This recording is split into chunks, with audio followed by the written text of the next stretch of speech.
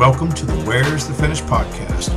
We are three runners talking to our friends, sharing stories about running, training, life, and asking the essential question, where's the finish? WTF. Welcome back to Where's the Finish podcast. I'm Kevin. I'm Joe. And I'm Shae. And tonight we have some amazing guests with us tonight who've been hanging out with us all week. We have Kelly Lyon. Hey, what's up? How you doing, Kelly? I'm good. Welcome How are to the you? pod. I'm doing well. Good. We also have Miss Tiffany Anderson. I think that's Mrs. Yeah, she's a Mrs. Well, you know, no. Okay. If you're hyphenating something, it's always MS. If it's not MISS or MRS, it's always Miss. All right, let's try again. We have That was really complicated. Ms. She could just be Tiffany Anderson or Yeah. Tiff I Turtle. could be. Yeah, She could be. It's a mystery. Tiff Turtle. How about that? That works. Okay, sounds great. And then, lastly, we have Albrey Trayman. Good job on the pronouncing. Did I do it good? Yeah, I practiced nailed like it. 37 times. Yeah, you got the first name with the L. That's right. It's good. We're so proud of you. All right, I'm done talking for the rest of the pod. All right. Yay. So we have been talking about this for a very long time.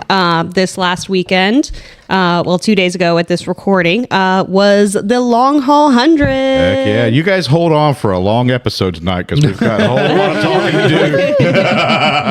Hold on, let me go get my megaphone. So I don't even know where to start. So let's go ahead. So listeners know, if you listen to the Badger episode, Tiffany was on that episode. So we did talk about her running history. But these three ladies came down from Illinois and Iowa. To like Quad Cities area to come and run the long haul. If you don't know where Quad Cities is, it's composed of Dinosaurs. 2 cities in Iowa and possibly 3 cities in Quadriceps. Illinois. One being Moline. The quadriceps This is city. correct. I'm going from memory Is here. everybody required to have giant quads in the Quad City? If you go to our local running store, there is a t-shirt that says Quad Cities and has big ass legs on it. It's amazing. Also, I guess the BIX, the 7 mile road race, internationally acclaimed road race that's full has of a got whole lot bunch of hills, big right? heads. Yeah. all the fucking hill. It starts with a mile hill. A mile hill? That's Like, what's the elevation? It's like a 12% grade, I right? don't know. Let me pull it up on I don't know. Strava. There's so I was many gonna people though when say- you're running, like you don't even realize you're running up a hill. It's like a herd of I people. ran the whole Yeah. fucking thing this year. Good for you. Thanks to Brian fucking Frayne telling me to run the damn thing and Yeah. race it when I wanted to do a beer bix. How much elevation gain does the BIX race have? Listen to the phone. Well, Alexa says. Oh, well, I thought I was going to read it out loud like a nice champion, but I don't know. It says it has 250 feet. 400 feet. That's because you need Siri. Siri would read it out to you. I remember Siri. in your According to truck. my Strava, it's 400 feet elevation, which for a 7 mile road race is pretty good. The BIX 7 is widely considered one of the hilliest road races in the U.S. Wow. So goddamn. I'm assuming Eat that, then Florida. you guys all live close together? And it And looks y'all- like, honestly, hold on. The BIX champion got home $12,000. Yeah. What? They used Yeah. to get a car. Yeah. That's why they run so fast. Yeah, I'm not Yeah. going to a race where there's And money. it's like Kenyans. I'll come and only, run it. Yeah. I'll only pay for a race. I won't go to one I'm going to win money because I'll never win it. I'll just be slow. What if there's a DFL award and you get all the money? Then I will sign up for all of those. You would have to Compete. walk as slow as humanly possible to get the DFL at the Bix. Oh, 'Cause I there's all sorts of people that just Listen, I could get on my scroll it. hands and knees and crawl for that shit. I saw, so this is completely unrelated to running 100%, but so the Tejas Trails, the people that do Bandera, they also do another event over at Camp Eagle where Bandera was this year. And one of the events they hold during this like Trail Fest weekend they have is the slowest mile bike race. So you have to do, I don't know if it's a mile, it might be even shorter, but you have to ride your bike as slow as possible without like putting your foot down. You know, when I was So a kid, the I could slowest balance. person What? That would be wins. awesome. Yes. When I was a I'd be kid, I good could at that. balance Kelly with could my win bike. that race, I bet. I could wouldn't- win that race. I would just fall to the You know- side. I wouldn't be You able can to take stay on the bike. if you got good enough balance on the bike. Because I used to do this as a kid. You can steer. You can move your bike without pedaling. You balance. You turn your handlebars left and right, and that will actually pull your bike forward. So you could do that like an inch at a time, as long as you can balance. That's what she said. Are training wheels allowed? No. I just thought I'd ask. No, we don't take off the trainer. No. Well, I think we should learn more about Kelly. Sure. How you What do doing, you want to Kelly? know? Welcome to the pod. So how far do y'all live apart from each other? You're about a half an hour away from me, right? Yeah, half hour from Kelly and like 5 minutes from Tiffany. Okay, so you guys run together all the time then. All Yeah. the time. We Kelly and I run the local Trail Sisters, Quad City Trail Sisters. Or y'all run the chapter or y'all run with them? We run the chapter. Kelly and I are the cool. leaders for that chapter. And then Albrey joins us just as often, so she probably should be a leader too. You know, we have We'll see. a couple active groups down here in Florida of that too. So if you ever decide you want to move to Florida where it's warm, you can get plugged in. Sign me up. Yeah. What is the Kelly's temperature been at trying your to convince house her right family now? all week. Oh, let's see the exact temperature right now, live In Iowa? Yeah. in Iowa. Cold as in Illinois. My house is in Illinois. It is 8 degrees at the moment. What's it feel? What's It Yeah, says feels it feels like -8, and it's going to get to -12 tonight. You can have it. Those are the weird temperatures where you can take boiling water, throw it in the air, to turn to the mist. That's not quite cold enough for that yet. Like, Well, that's, The feels like negative? Then- Have you done it? I have. it usually has to be actually So- like -10 or -20. I did it in West Virginia one time. I used to live in the Midwest too, right? So We don't believe you. I did a long time ago. No, you I've slept seen in there. what you wear when it's like 45 degrees. I don't know. Listen.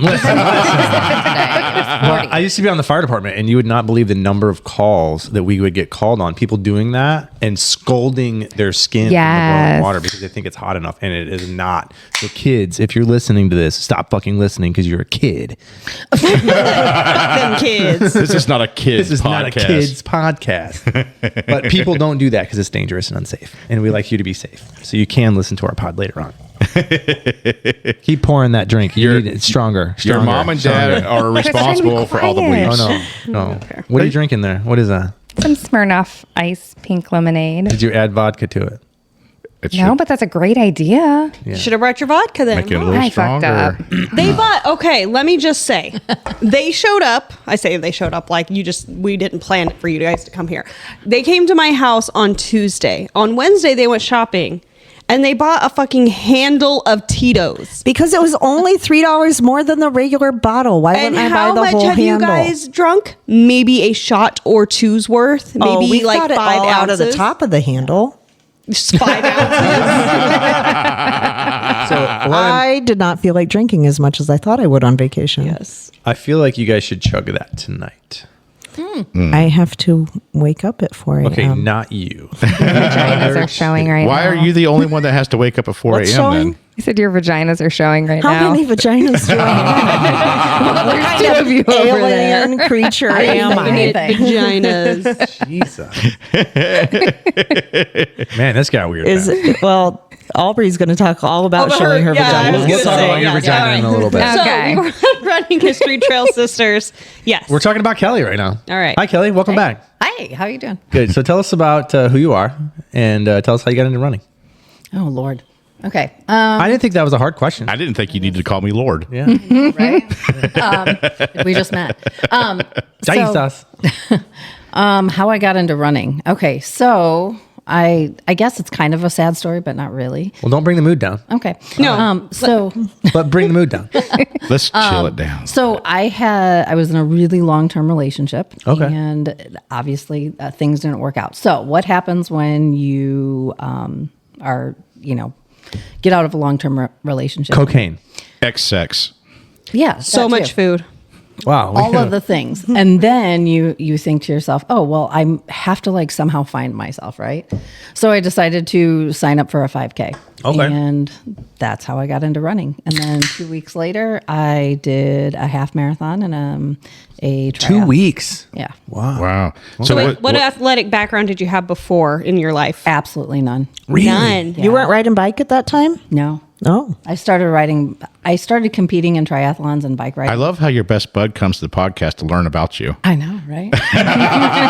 She won a triathlon this year. Oh, shit. Oh, wow. Look Tell us at about you. that. Where I was got that? First place in an adventure triathlon. So it was running, kayaking, and biking.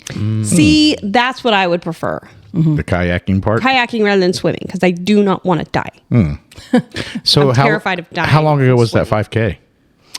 6 years ago. Okay, so you've made a lot of progress in 6 years. And I really huh? only did like the casual, like 5Ks and 10Ks, half marathon, type of thing. I have never actually in my life run a true marathon ever.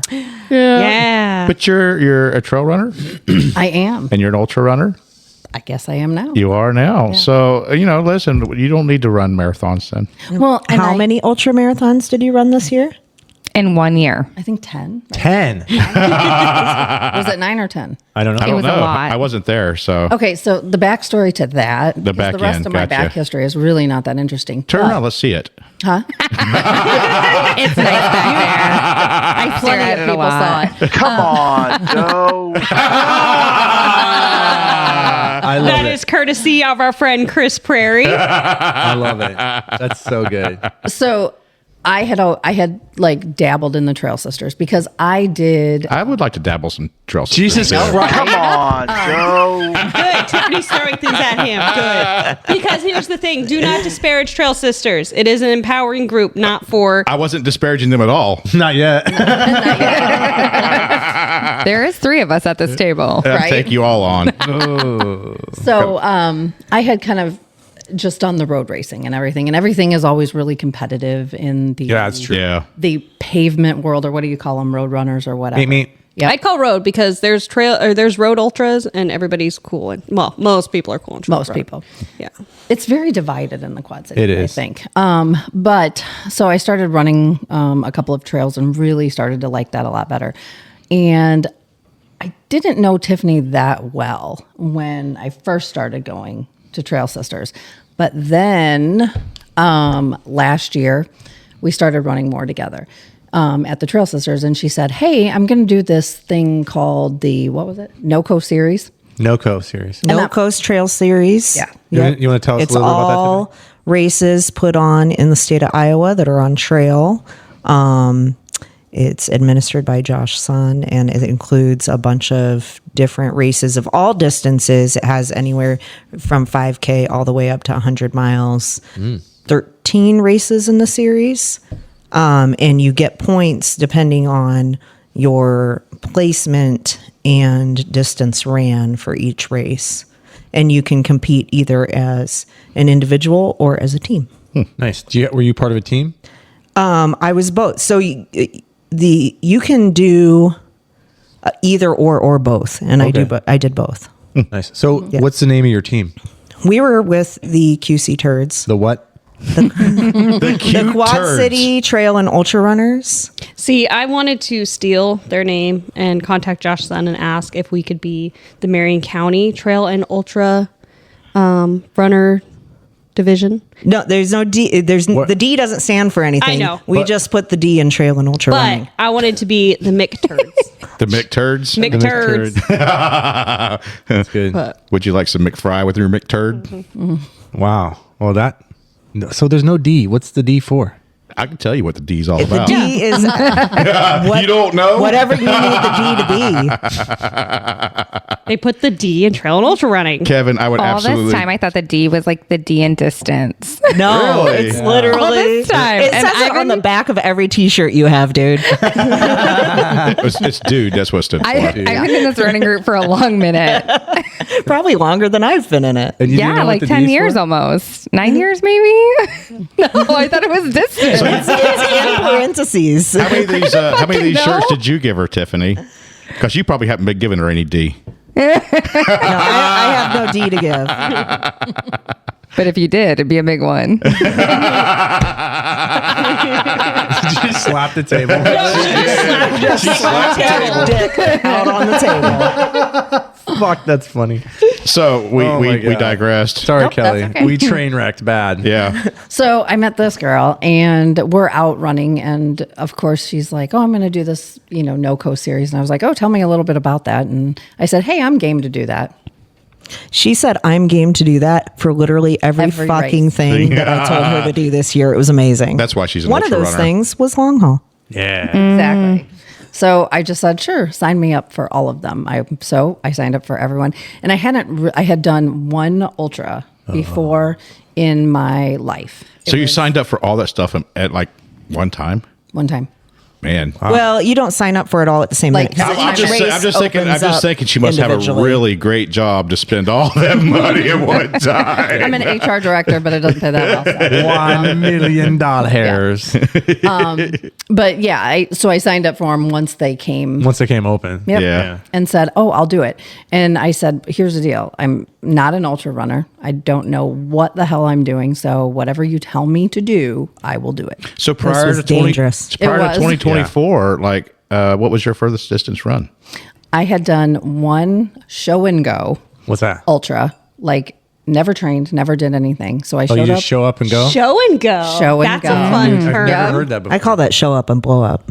Oh, I mean, But- this show Yeah, and show should have and go. called it show up Yeah. and blow up, but I called it show and go. So I like to Okay. show it go better because to I do show up and too. blow up makes it sound like you didn't do that well. and I did it. Yeah. And I showed up to Hennepin 50 miler Okay. and You did it. I did it. What was your time? 13 hours and 50 Oh, seconds. you did just do it. You Stellar. did it. I did it. Yeah, hell yeah. Yeah. And I took fucking 90 great. minutes worth of breaks That's even better. Wow. at Hennepin. Good for you. So I did that. And then that was in 2021. You know, I think about the breaks. We think, well, if I took those breaks out and I didn't do them, I would have did 90 minutes faster. Maybe. Probably not. Yeah, probably if you not. didn't Right. take those 90 minutes, you might not have finished at all. That's true. Okay. We Don't tell her that. You know? I was tell her just going to that. You say, know how many times I face this woman and she negotiates. I'm a great negotiator. Next thing you hear, you're going to hear Joe said, if I take this break, Let me replay this. I will part of the actually podcast. finish. I won't finish if I don't take a this break. I mean, sometimes that's factual. That's exactly. Hey, Brian actually said that to me too after I finished Tampa. He So did. He did. Yeah. So you're So- coached by Brian as well. Yes, I right? am. So at that this was table, there are 6 of us here. 4 of us are coached by Brian Free. Yes. Thank so you, Brian. one of the stipulations of me doing the NoCo series was that I sign up with Brian. Yeah. Yeah. that's So good. Well, the I- other two of us are just badasses on our own. You're welcome.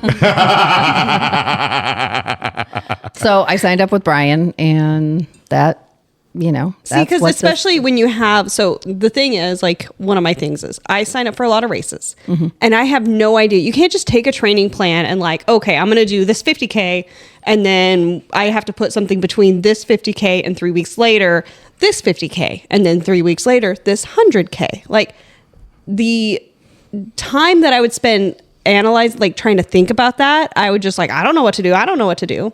That's why it's important to have a coach sometimes that just supports your crazy. That's literally what I paid Brian for this Yep. year. Support Hopping your from no crazy. coast to no coast race. Yeah. Sure, that was Exactly. rough. Well, even many coaches use coaches. So there's a lot of benefit to coaches.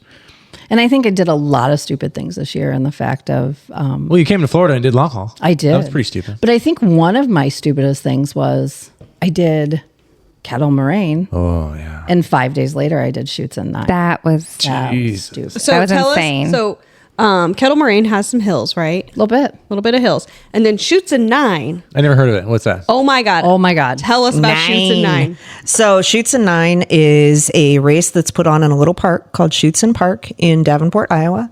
And it has, I think it's 250 feet of elevation a loop. I can't remember. The loop is 0.85 miles. What the fuck? Yeah. Why? It's a 9-hour timed race. For how many miles?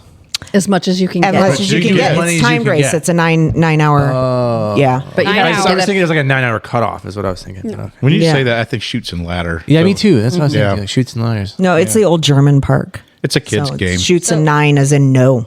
Oh. Yeah. and Nine. you want to get a paddle, but the only way to get a paddle. Joe is- likes paddle. Oh, I'd love to be paddling. Yeah, it's literally a spanker, It is. like the Yeah. spanker The that they spanker. used to Line use, up. and yeah, it's because Shoots and spanked your ass. Just make sure you call me daddy. But you have to get 31 get a- miles for that. A 50K in order And to get it. it's, you end up with how many feet of gain if you do a 50K? Almost Wow. 4,000. No, there you go. I know. I've done it twice. How many? So this time that you did this 5 days after Kettle Moraine, which is already a difficult race. Like, Correct. how far did you go? 27.6 miles, right? Yeah, That sounds about right. Yeah. That's great. Oh, yeah. 27.6 miles. So you didn't in the get 9 spanked? hours. I didn't. Unfortunately, that fucking race, I've done it twice, and it has overcome me both times. So I'm going back for that one. I wouldn't say that. You got a marathon out of it. I did last year. Okay, so that is the one thing where this is where Albrey comes in, and she has literally paced me through 3 races this year. Yeah. Or 4. Wow. 3 or 4. And unbelievably, because I put so much pressure on myself this year. And when I got, Albrey and I did kettle together. The And 38-mile fun run. the 38-mile sounds overnight fun run. Fun. It was not.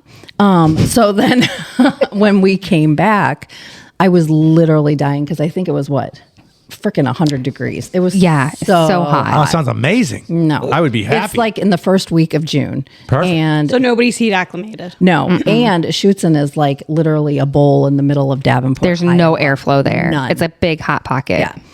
And Pocket. and Caliente packet. she came in because you cannot have a pacer. What they do in this race is you go one direction for 3 hours, then they turn it around. Yeah, okay. And then they turn it around. You can't have a pacer until that third turnaround. Oh, okay. So Albrey came in and I was just really having a hard time struggling because it was so hot. I had just done the 38 miles 5 days before that. And I said, I just need to get this paddle. I just need to get this paddle. And I couldn't do it. And she said, why don't we, and I was ready to give up. It was probably a little bit before marathon. Yep. And she said, let's just do 3 more loops or something like that. And at least you'll have an ultra. There you so go. she talked me through that in order to get that ultra. Hell yeah. Negotiations. It was. More My adjustable negotiating and flexible. skills were coming in at that time too. I was negotiating on what to do on that. So Cool. That's yeah. awesome. So that's kind of, this year has been a big, huge learning experience as far as diving into the ultra world for the first time. So you've done a lot of firsts this year. Yep. Everything has been a first. That's amazing. So Aubrey, tell us a little bit about your running history. How did you get into all this madness? I have some crazy family that are runners, and I was like, so I already ran like sprinkled in 5Ks, right? And then the Bix, I was like, man, I really want to crush this time. And then after that, I was like, well, I think I'm going to do a half marathon. And one of my brothers, he's already an ultra runner, and he's like, skip a marathon, do an ultra, and if you hate it, you never have to do one again. But if you love it, you keep going. I'm like, okay. So I did a 50K, and for 10 years I've been running, and last year 2024 was my first marathon that I did. So Yeah, that seems to be It's like- very common I with was us gonna say, ultra what What runners. did you do in a marathon? so I get this text from Kelly and Tiffany that they paid for me to do this race. Oh, they for- gifted you some Oh, misery. that's great. It was her pacer It was gift her for pacer Boonville. gift. Yeah. But we were supposed to buy her the half marathon, how and about I that? accidentally bought the full, and it Ac- wouldn't let her downgrade. Accidentally. That's funny. But it was still a blast. I hopped on the train with Tiffany, and we did party pace the whole damn time. So it was great. Oh, that's the best way to do. That's Yeah. all of my runs are that Yeah. way. I love did party pace. it was the first year that the Quad City Marathon had an actual sweeper as a pacer, and I volunteered for that, and it was a lot of fun. And We met some cool people along the way. and I felt fresh at the end of that. Yeah. Like we had a really nice 3-1 the whole entire time. What was the cutoff on that? So on paper, I think it's 6.5 hours, but they don't seem to actually truly enforce it. That the bike, there's a cutoff to get onto Arsenal Island because that's a military complex that you run through. And so if you don't make it to the Arsenal Island by a certain time, the bikes will pull you off the course. But I didn't see them pull. A lot of people that fell behind me still finished, which was really Yeah. great and rewarding to see those people. Yeah. Sometimes Cross that cutoffs are finish there line. for one of two reasons. Permitting. You just have to have it. And the other thing is actually to control someone coming in for a race that should take 8 hours for the average person to finish it from coming out there and walking it and taking 20. Well, yeah, sometimes you got to shut things down because you have volunteers and people that have to get out of there. We just can't keep a course open all night long because Why one person- not? They did a really good job at that marathon because I'm usually way at the back of the pack at marathons.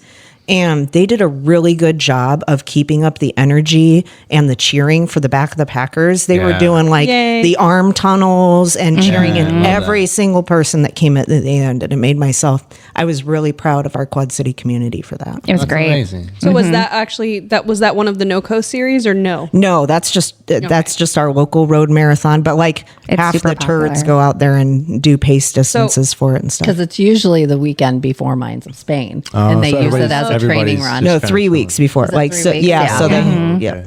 Okay. So I wanted to ask Tiffany, tell us how you did in the No Coast Trail series. I won that bitch. I got first place overall female for ultra distance. Let's fucking go. And Kelly got second for Masters Division Fuck female. Heck So yeah. proud of you Yeah. guys.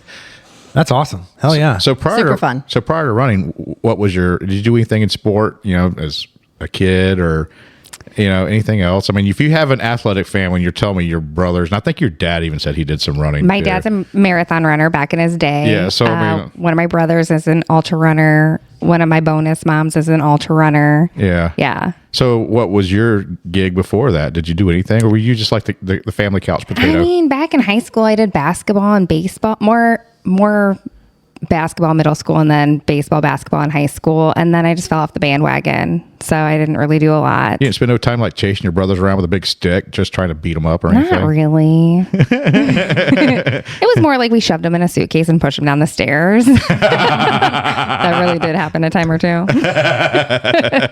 But no, so when I got into running, what I try to do is pick a big race each year, and then I'll fill in with 50Ks or whatever for the training. So I really only do 1 or 2 ultras each year. That's So, smart. That's yeah. way smarter than any of us sitting here. I know. She says, I've heard. Yeah. You guys need to talk her into more dumb shit. If she's only But the doing thing is we usually rope her in as being our pacer. Yeah, like- she at least does mildly dumb shit with us if she doesn't go all fully dumb. I have a tendency, I think, of signing up for shit way before I'm even ready for it, just anticipating that I'm going to get ready for it. how's that go? Not too good this last race. We'll talk about that. It's a nice segue. Oh no, we're gonna talk more about you, Tiff. What else do you need to talk about me? I want to hear more about your races this year. So give us... Because I know there was one that was just you guys hated everything. Yeah. Let's talk about that one. Let's talk about that one. Boonville was absolutely terrible. So what is Boonville? What did I do Boonville before I talked to you guys last time? I can't even remember. I don't think so. When was No. Boonville?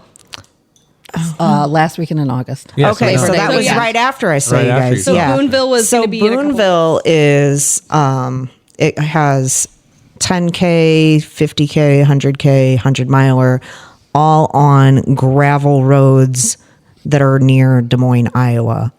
And minimal aid, which luckily we were able to. This year they changed the rules and you could actually have your crew anywhere, which was really, really good. I guess before you could only have your crew at aid stations, and the aid stations are like a good 10 miles apart, and it was sunny and exposed and hot and terrible. So that would have been, I don't think we would have made it without our friend Lisa, who stuck around after doing the 10K and sprayed us down and stuck food in our face constantly for quite a while. And then Albrey showed up. Came in clutch. Yes, she did at mile 40 and paced us from mile 40 to the end. And Experience. yeah, it was quite the experience. What mile did I say, fuck y'all? I can't remember. 85, I think. Mile Yeah, one. like we only had like 5 more miles Yeah. left. And Kelly was struggling because of the It was my dust. first 100K. It was her first 100K. Okay. It was really dusty, so her asthma was acting up at one point. And there's no shade on the course. No, It's no fucking literally shade. all Yeah. gravel, dirt roads. Yeah, The sun just beats you feet were down all tore day. up. We're inhaling all this dust. Kelly's asthma's acting up, and her not eating was starting to act up. And You got to eat, Kelly. Yeah. I got to the point to where I was like, I gotta move. Bye. So Was anyone throwing candy? no, I don't think we threw any candy. Albrey's really nice, so we don't throw candy at all. No, she's not nice. As long as you're oh, being wow. She throws okay. candy at Kevin. as long as you're being compliant, I'm nice. She's not nice. So she said, okay. She's my pacer all So the she time. just said, you're a runner that runs with asthma.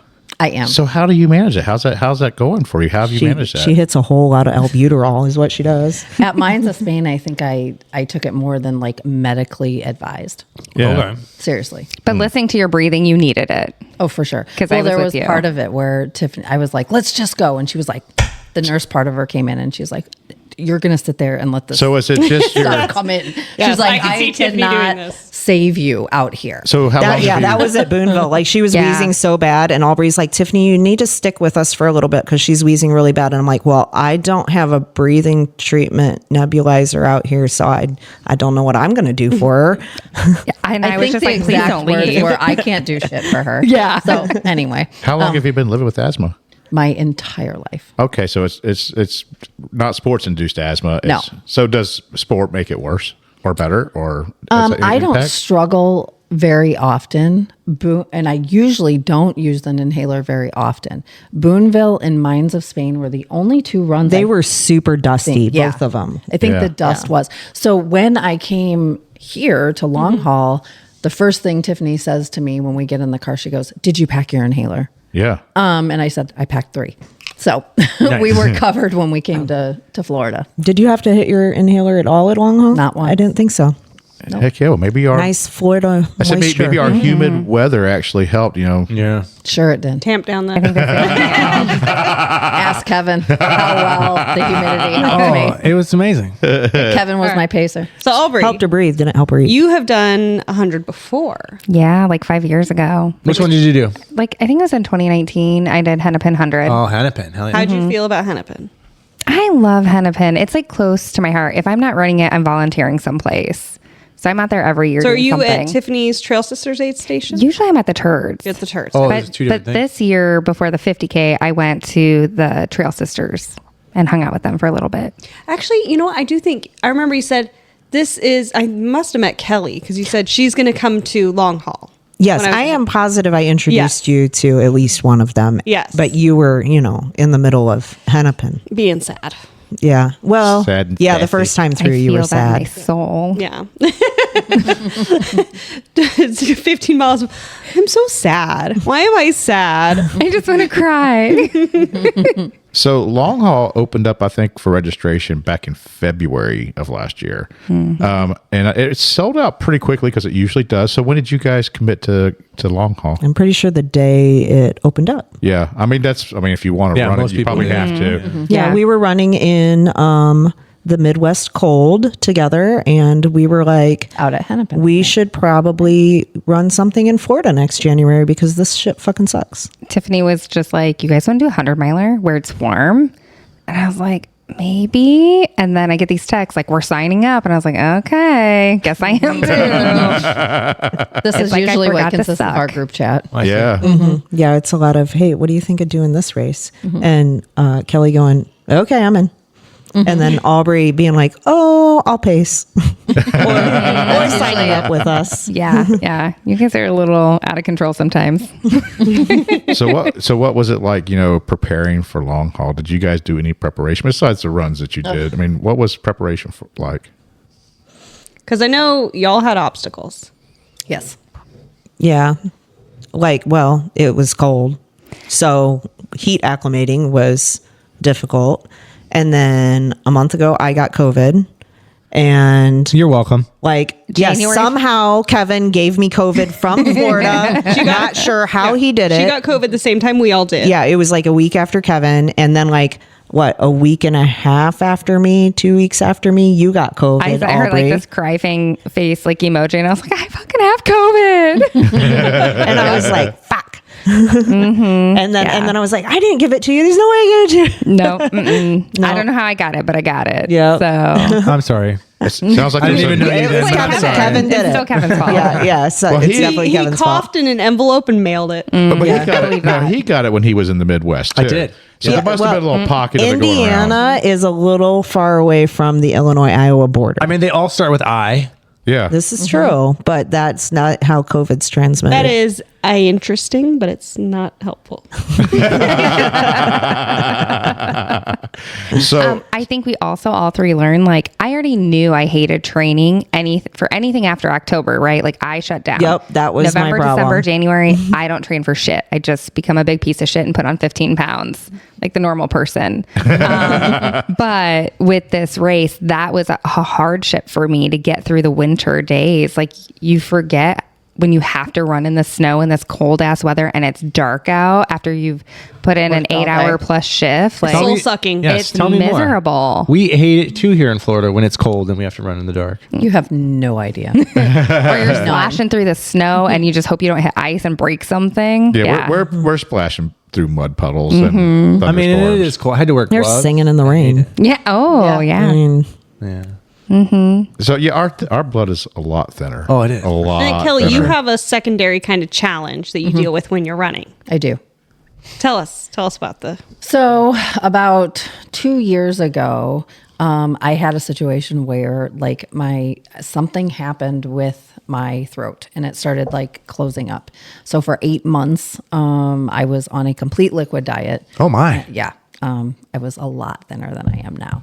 Yeah, you were starving. I was. I love your butt though. Absolutely. You say you love my Kelly's butt? I butt. do. Everybody says that. Even some weird lady at the Greek restaurant said something to me about it. But Cuban restaurant. Is the that all natural? Cuban. Yeah, she said. She said it was "Is that all natural?" She Yeah. asked me that, and I'm like, What, you got a butt "Unfortunately, implant? I don't. But she thought maybe I bought them. That's corn-fed You got a Iowa butt BBL? right there. It is corn fed, all mine. So, Liquid corn. So now I'm like, I need to look at her butt when we get a chance. Like Joe said it early. Now I'm like, oh man, maybe we should have asked you for a look. The badonk-a-donk. Let's see that thing. Oh, she all got there. it. It's all there.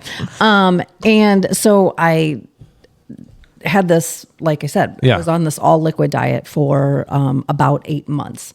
And then I finally started to be able to incorporate some solid foods back into my life. And I had bad ulcers, like a really bad GERD, supposedly. So now I No, take GERD is like Acid reflux. like a reflux. okay. But I have it to the point where it's like really bad. So I take a whole bunch of different medications in order to help me swallow. Do they know why you got it? They don't know why it started. It just No, did. it just, well, the day that what happened the first time is I was swallowing like a piece of chicken or something and I felt like it kind of got stuck. And like I was trying to get it out with my finger. Oh my god. Yeah. And the next day when I woke up, I felt like, you know how your throat feels when you have strep throat? Yeah. It just like it's really scratchy. It feels like it's really hard to swallow. So I went to the doctor's and she did like a strep culture.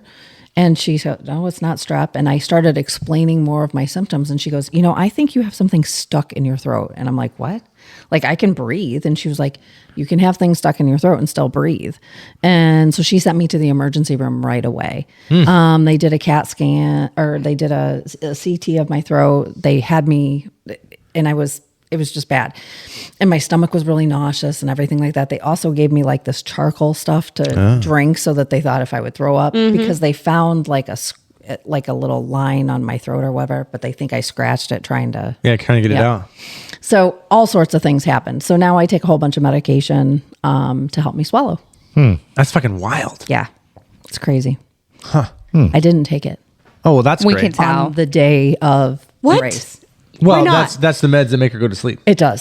Makes her sleepy okay. sleep. So, yep. So I do face some challenges trying to integrate myself into the ultra world, but I keep thinking to myself, it doesn't matter. I can just freaking deal with it. Yeah, next time someone sees you shoving a finger down your throat, they might be thinking you're on a diet or Yeah, something. no, it's no diet. But yeah, so I do face some challenges when it comes to that. But I never wanted to let it define what I was trying to do.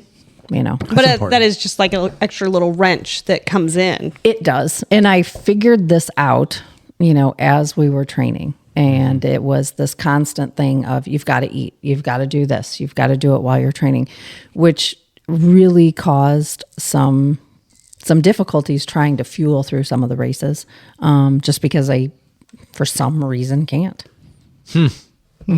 We found that out at long haul. We did. as well. So do you like eat gels or something that's easier to put down, or do you still try to put on like?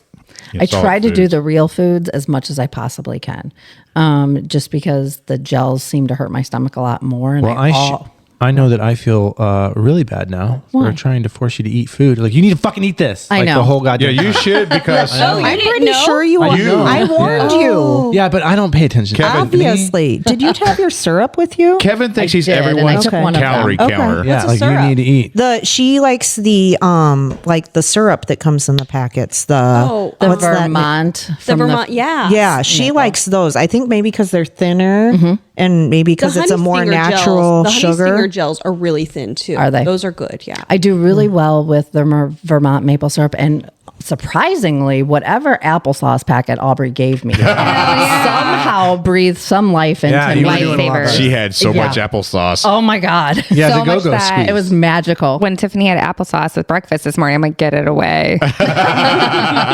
Have you ever tried like anything like, because one of our friends takes protein shakes. So I bought a bunch of Fairlife protein shakes. You know, Love them. And so that's a liquid. You can get a lot of calories from Yep. it, and it also has protein. Right. Yeah. Once she gets towards the end, though, like she'll literally, like at Boonville, she was just swishing and spitting electrolytes. Like she couldn't even keep electrolytes or comes back water up. down. Yeah. Yeah. But then we were talking, and she does not take an anti-nausea during. I had no idea that this whatever Fran stuff that you Zofran. said, Yeah. could just be readily available to me. Yeah. Yeah. Yeah. Yeah. I Well, had no clue. Through a doctor, but yeah. yeah. But an anti-nausea, I'm surprised And you have to bring it the with doctor you. didn't give it to you. Which would have been totally fine because my legs felt like I could still go. Yeah. You were just puking a lot. I was. Yeah. Yeah. You weren't eating anything. Well, you know, And we had this really, really heart to heart. Kevin and I did. Thank you. We did. At about mile 65, I Something think. like that, yeah. Yeah. And I was like, you know what? Cut the shit. Yeah. Like, I'm not going to be able to finish this if I can't get any fuel in. And his response to me was, as I was bent over throwing up, was, what was it? I said, well, whatever you throw up now, we're just going to shove right back in you later Right. on. So you better keep it down. That's true.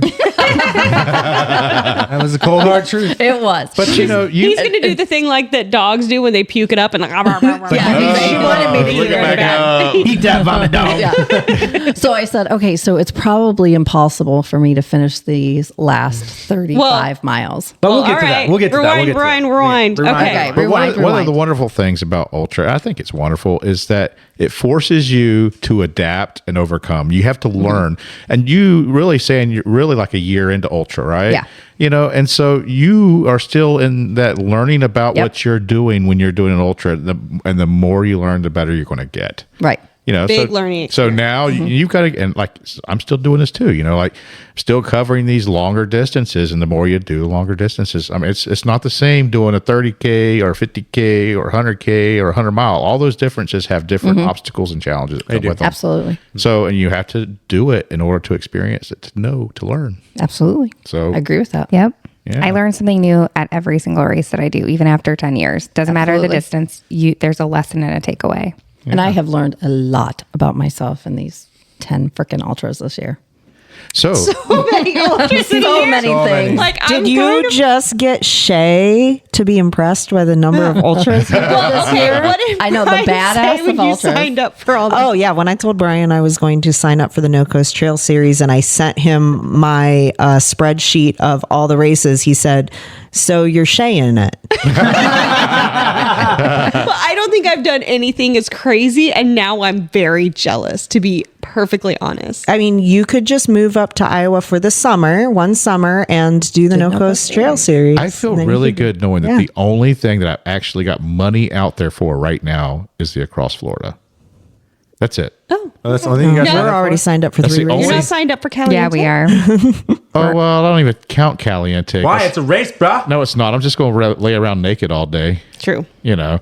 We're paying to So- go to the nude resort. Yeah, you guys are welcome to fly back and go to the nude resort with us. In the middle Fun of as the that. Oh my First God, weekend, We just know like how the much arrangements. somebody wants to show their vagina off. It's like, look what I can do. You're going to have to sit with your legs wide for us to see your vagina. I'm just saying. Yeah. You got to bring a speculum so we can actually see the vagina part. Yeah. Jesus Christ. Otherwise, we're just looking at your vulva. I got no shame in my game, guys. It's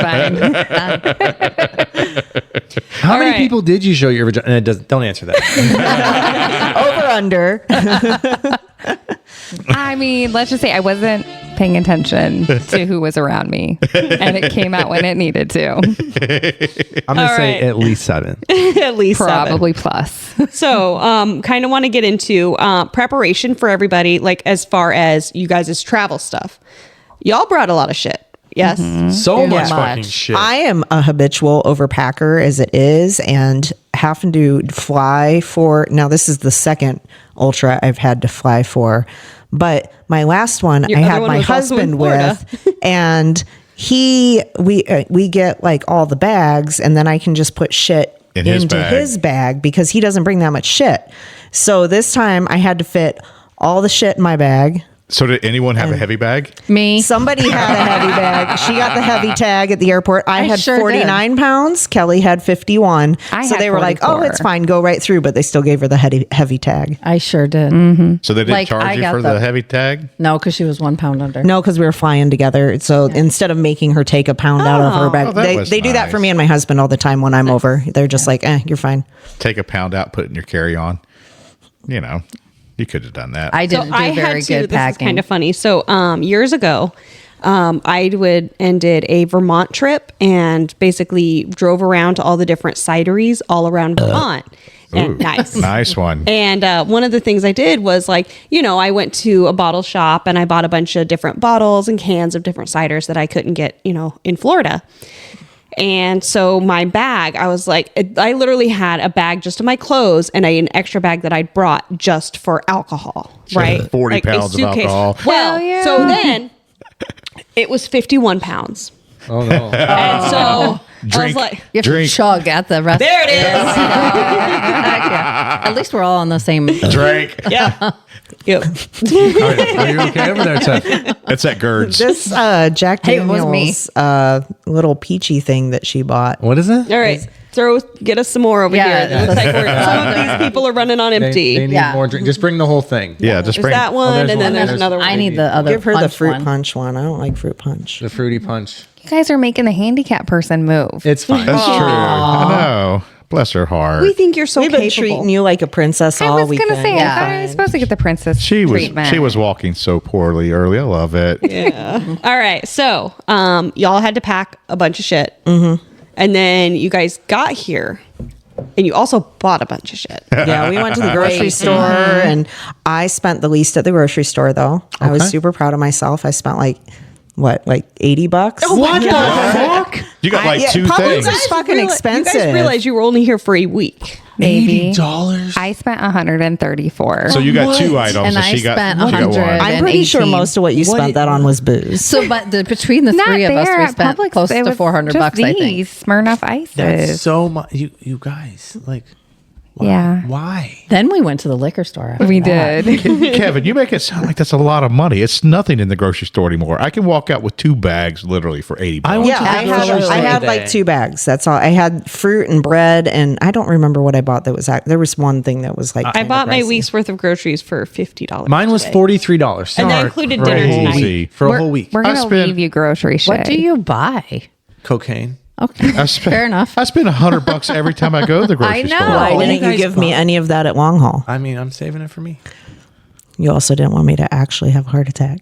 That's true. You almost did have a heart attack, but we'll talk about that in a few minutes. So prior to the race, y'all did a little sightseeing run. Yeah, where'd you guys go? You guys went all over, right? I'm supposed to remember the name of that place. We saw the floaty potatoes. oh yeah, we did do that. Manatees. Yeah. And then Kevin took you guys out. Yeah. We Oh. did Yeah, go we there. yeah, went on to a run. we went The to a trail. Landbridge 5K loop. Yep. That was nice. That's And That was gorgeous. super fun. Shae took us to go see the marshes. Marshall Swamp. Marshall Yeah. Swamp, the Martians. The marshes. I said marshes. Yeah, okay. Yeah, so we went to Marshall Swamp. Unfortunately, the swamp was a little high, so we did not get to see any of the cottonmouths, the two that always hang around there. I didn't see any cool wildlife this trip. What? I did. Everybody else got to, but I didn't. I saw some gators. I did Heck too. yeah.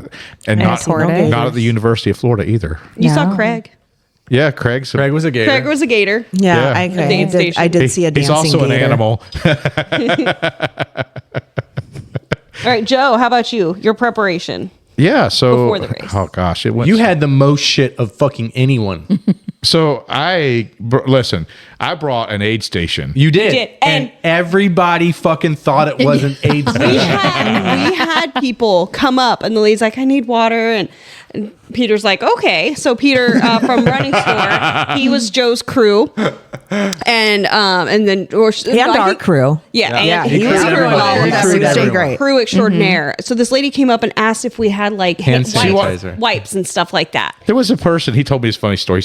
He says, I'm sitting here, and this woman comes up, and she's making demands, and she's like, can I get a vegan quesadilla? He says, we don't have vegan quesadillas. I can make you a quesadilla if you want. And she's like, well, they told me when we started We that did the hear aid the story. stations were going to have vegan quesadillas. And he says, this isn't an aid station. Yeah. And then the funny part is, like, where we were set up was literally like what 3/4 of a mile from the main hub. Yeah. Where the biggest aid station was, and they were making hot But food all day. Here's the problem, okay? And obviously we got to hang out there all day. That was inconvenient for the runners. It was inside, and I like literally just. I mean, I knew you guys You had were to in step another off the course half to a get mile, stuff versus. but like if you're just going through and you're not paying attention, you would have ran right. That's Yeah. correct. Absolutely. Yeah. I literally jumped in just to get some soda and dashed out, and they're like, that's how you get the fuck in and out of an aid station. And I was like, well, because I got my people down the road. I'll be stopping for them. So like when we did Daytona, it was a test run for long haul, and I told you guys at Daytona that I had packed for 100-mile trail races versus a 50-mile road race, which was I packed basically the same way for myself for long haul. Plus, I brought extra stuff because I knew there were going to be people there that didn't have this crew and support, people that were like you guys coming from out of state. You had to borrow off of what we had and stuff.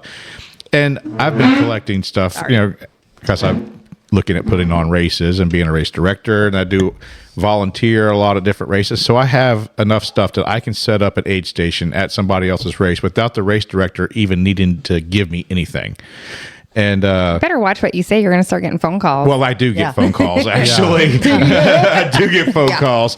And it was a sweet spot you had set up, so Yeah. I appreciate it. So, I set it up in a way I knew where I wanted to set up. So I got there, was the very first person to show up at parking lot A.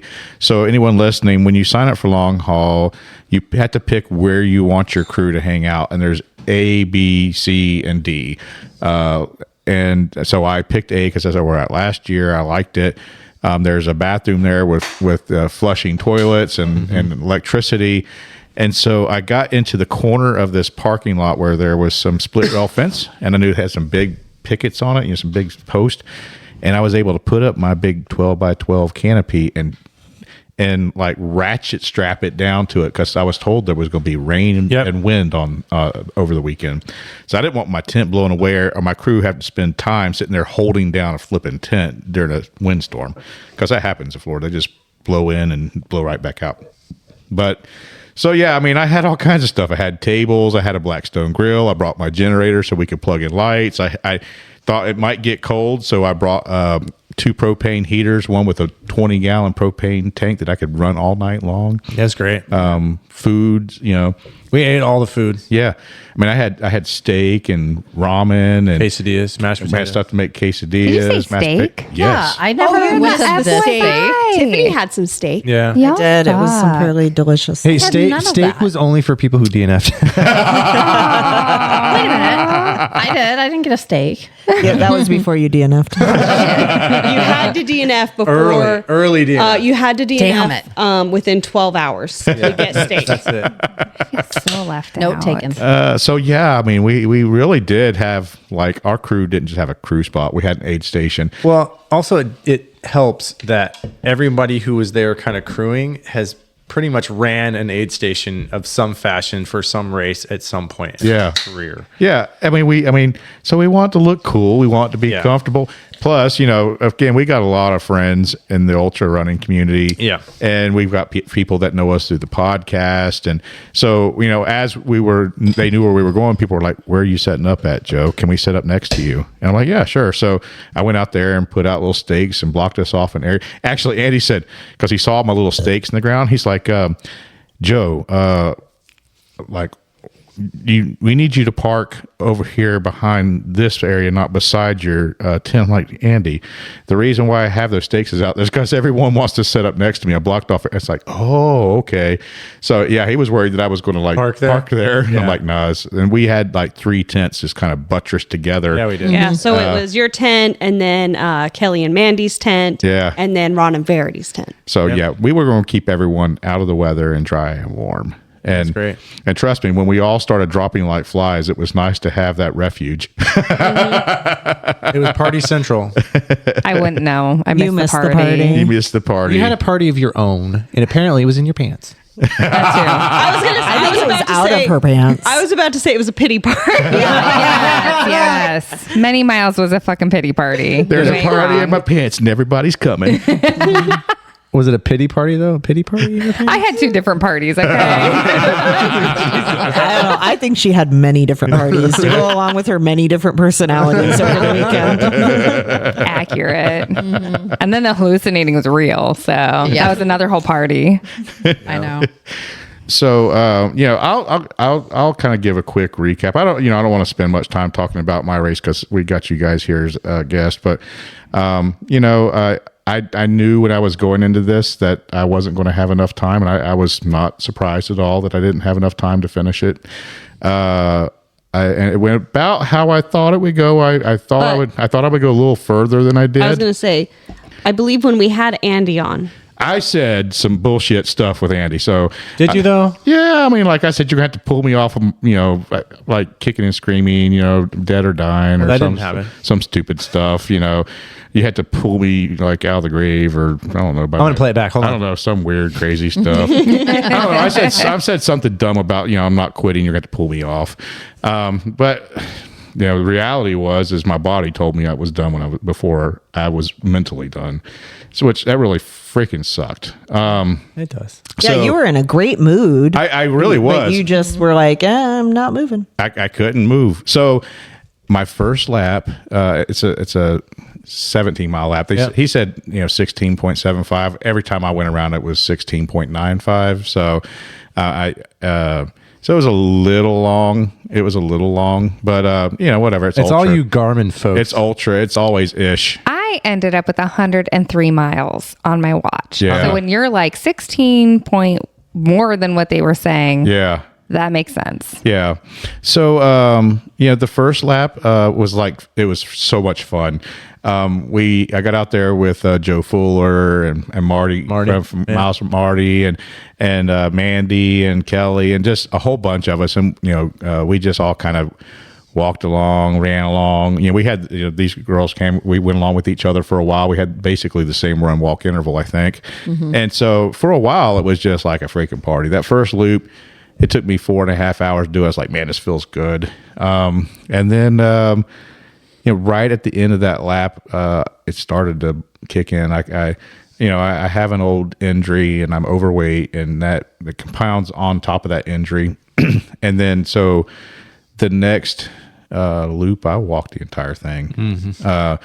Actually, I probably started feeling pain around mile 10, but it didn't really debilitate me until probably around mile 15 or so. I think it was kind of more of a power waddle than a walk. Yeah, I mean, anyone who saw me moving could tell that I wasn't moving well.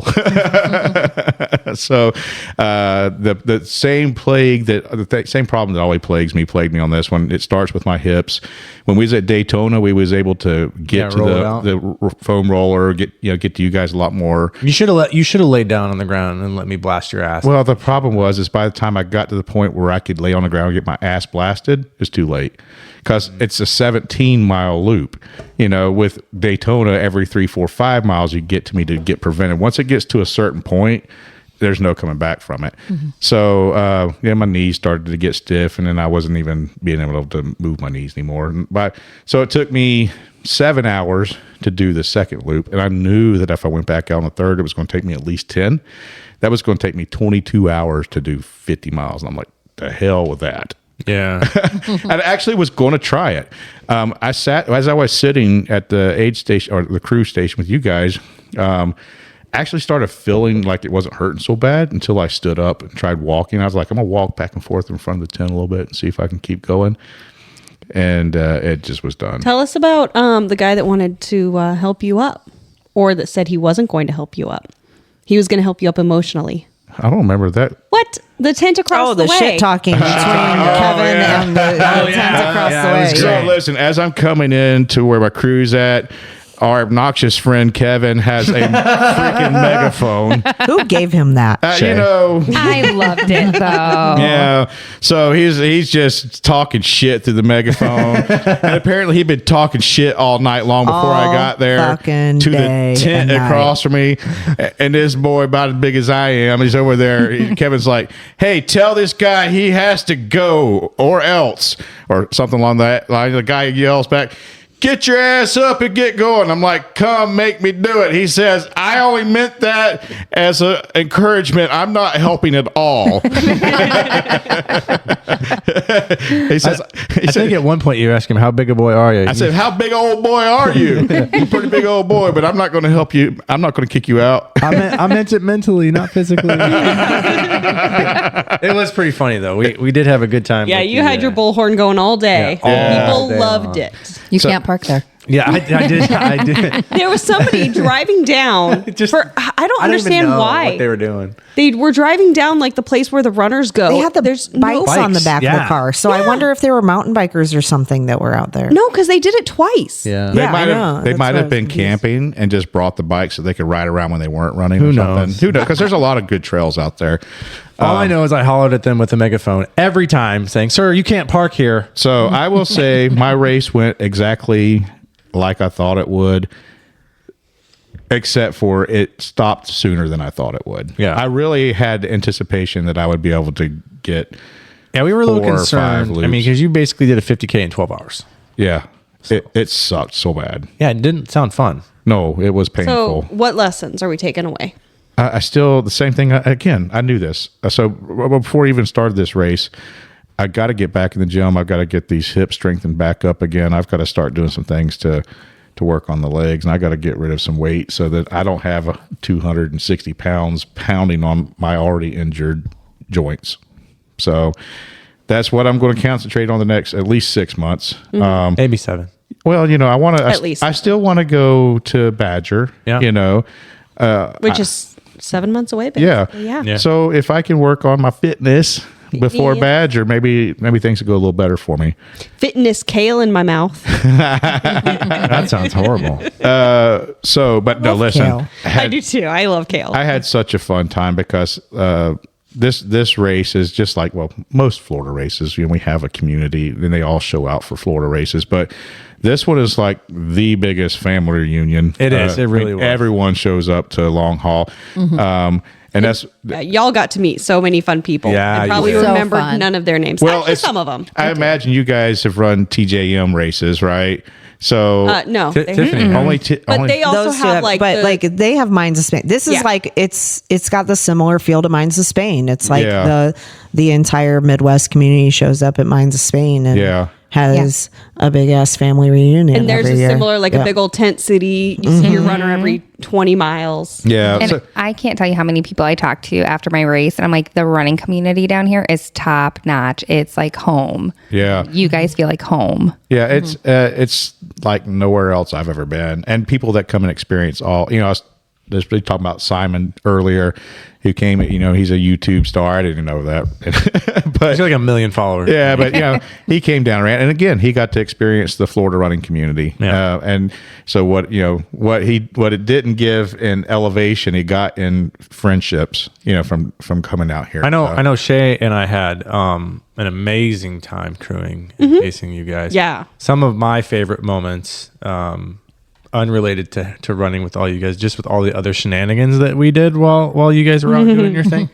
One of my favorite moments was with the bullhorn. Obviously, I had a great. There were so many, but one in particular is this guy walked by and he had a banana in his front pocket, and I hollered and I was like, "Hey!"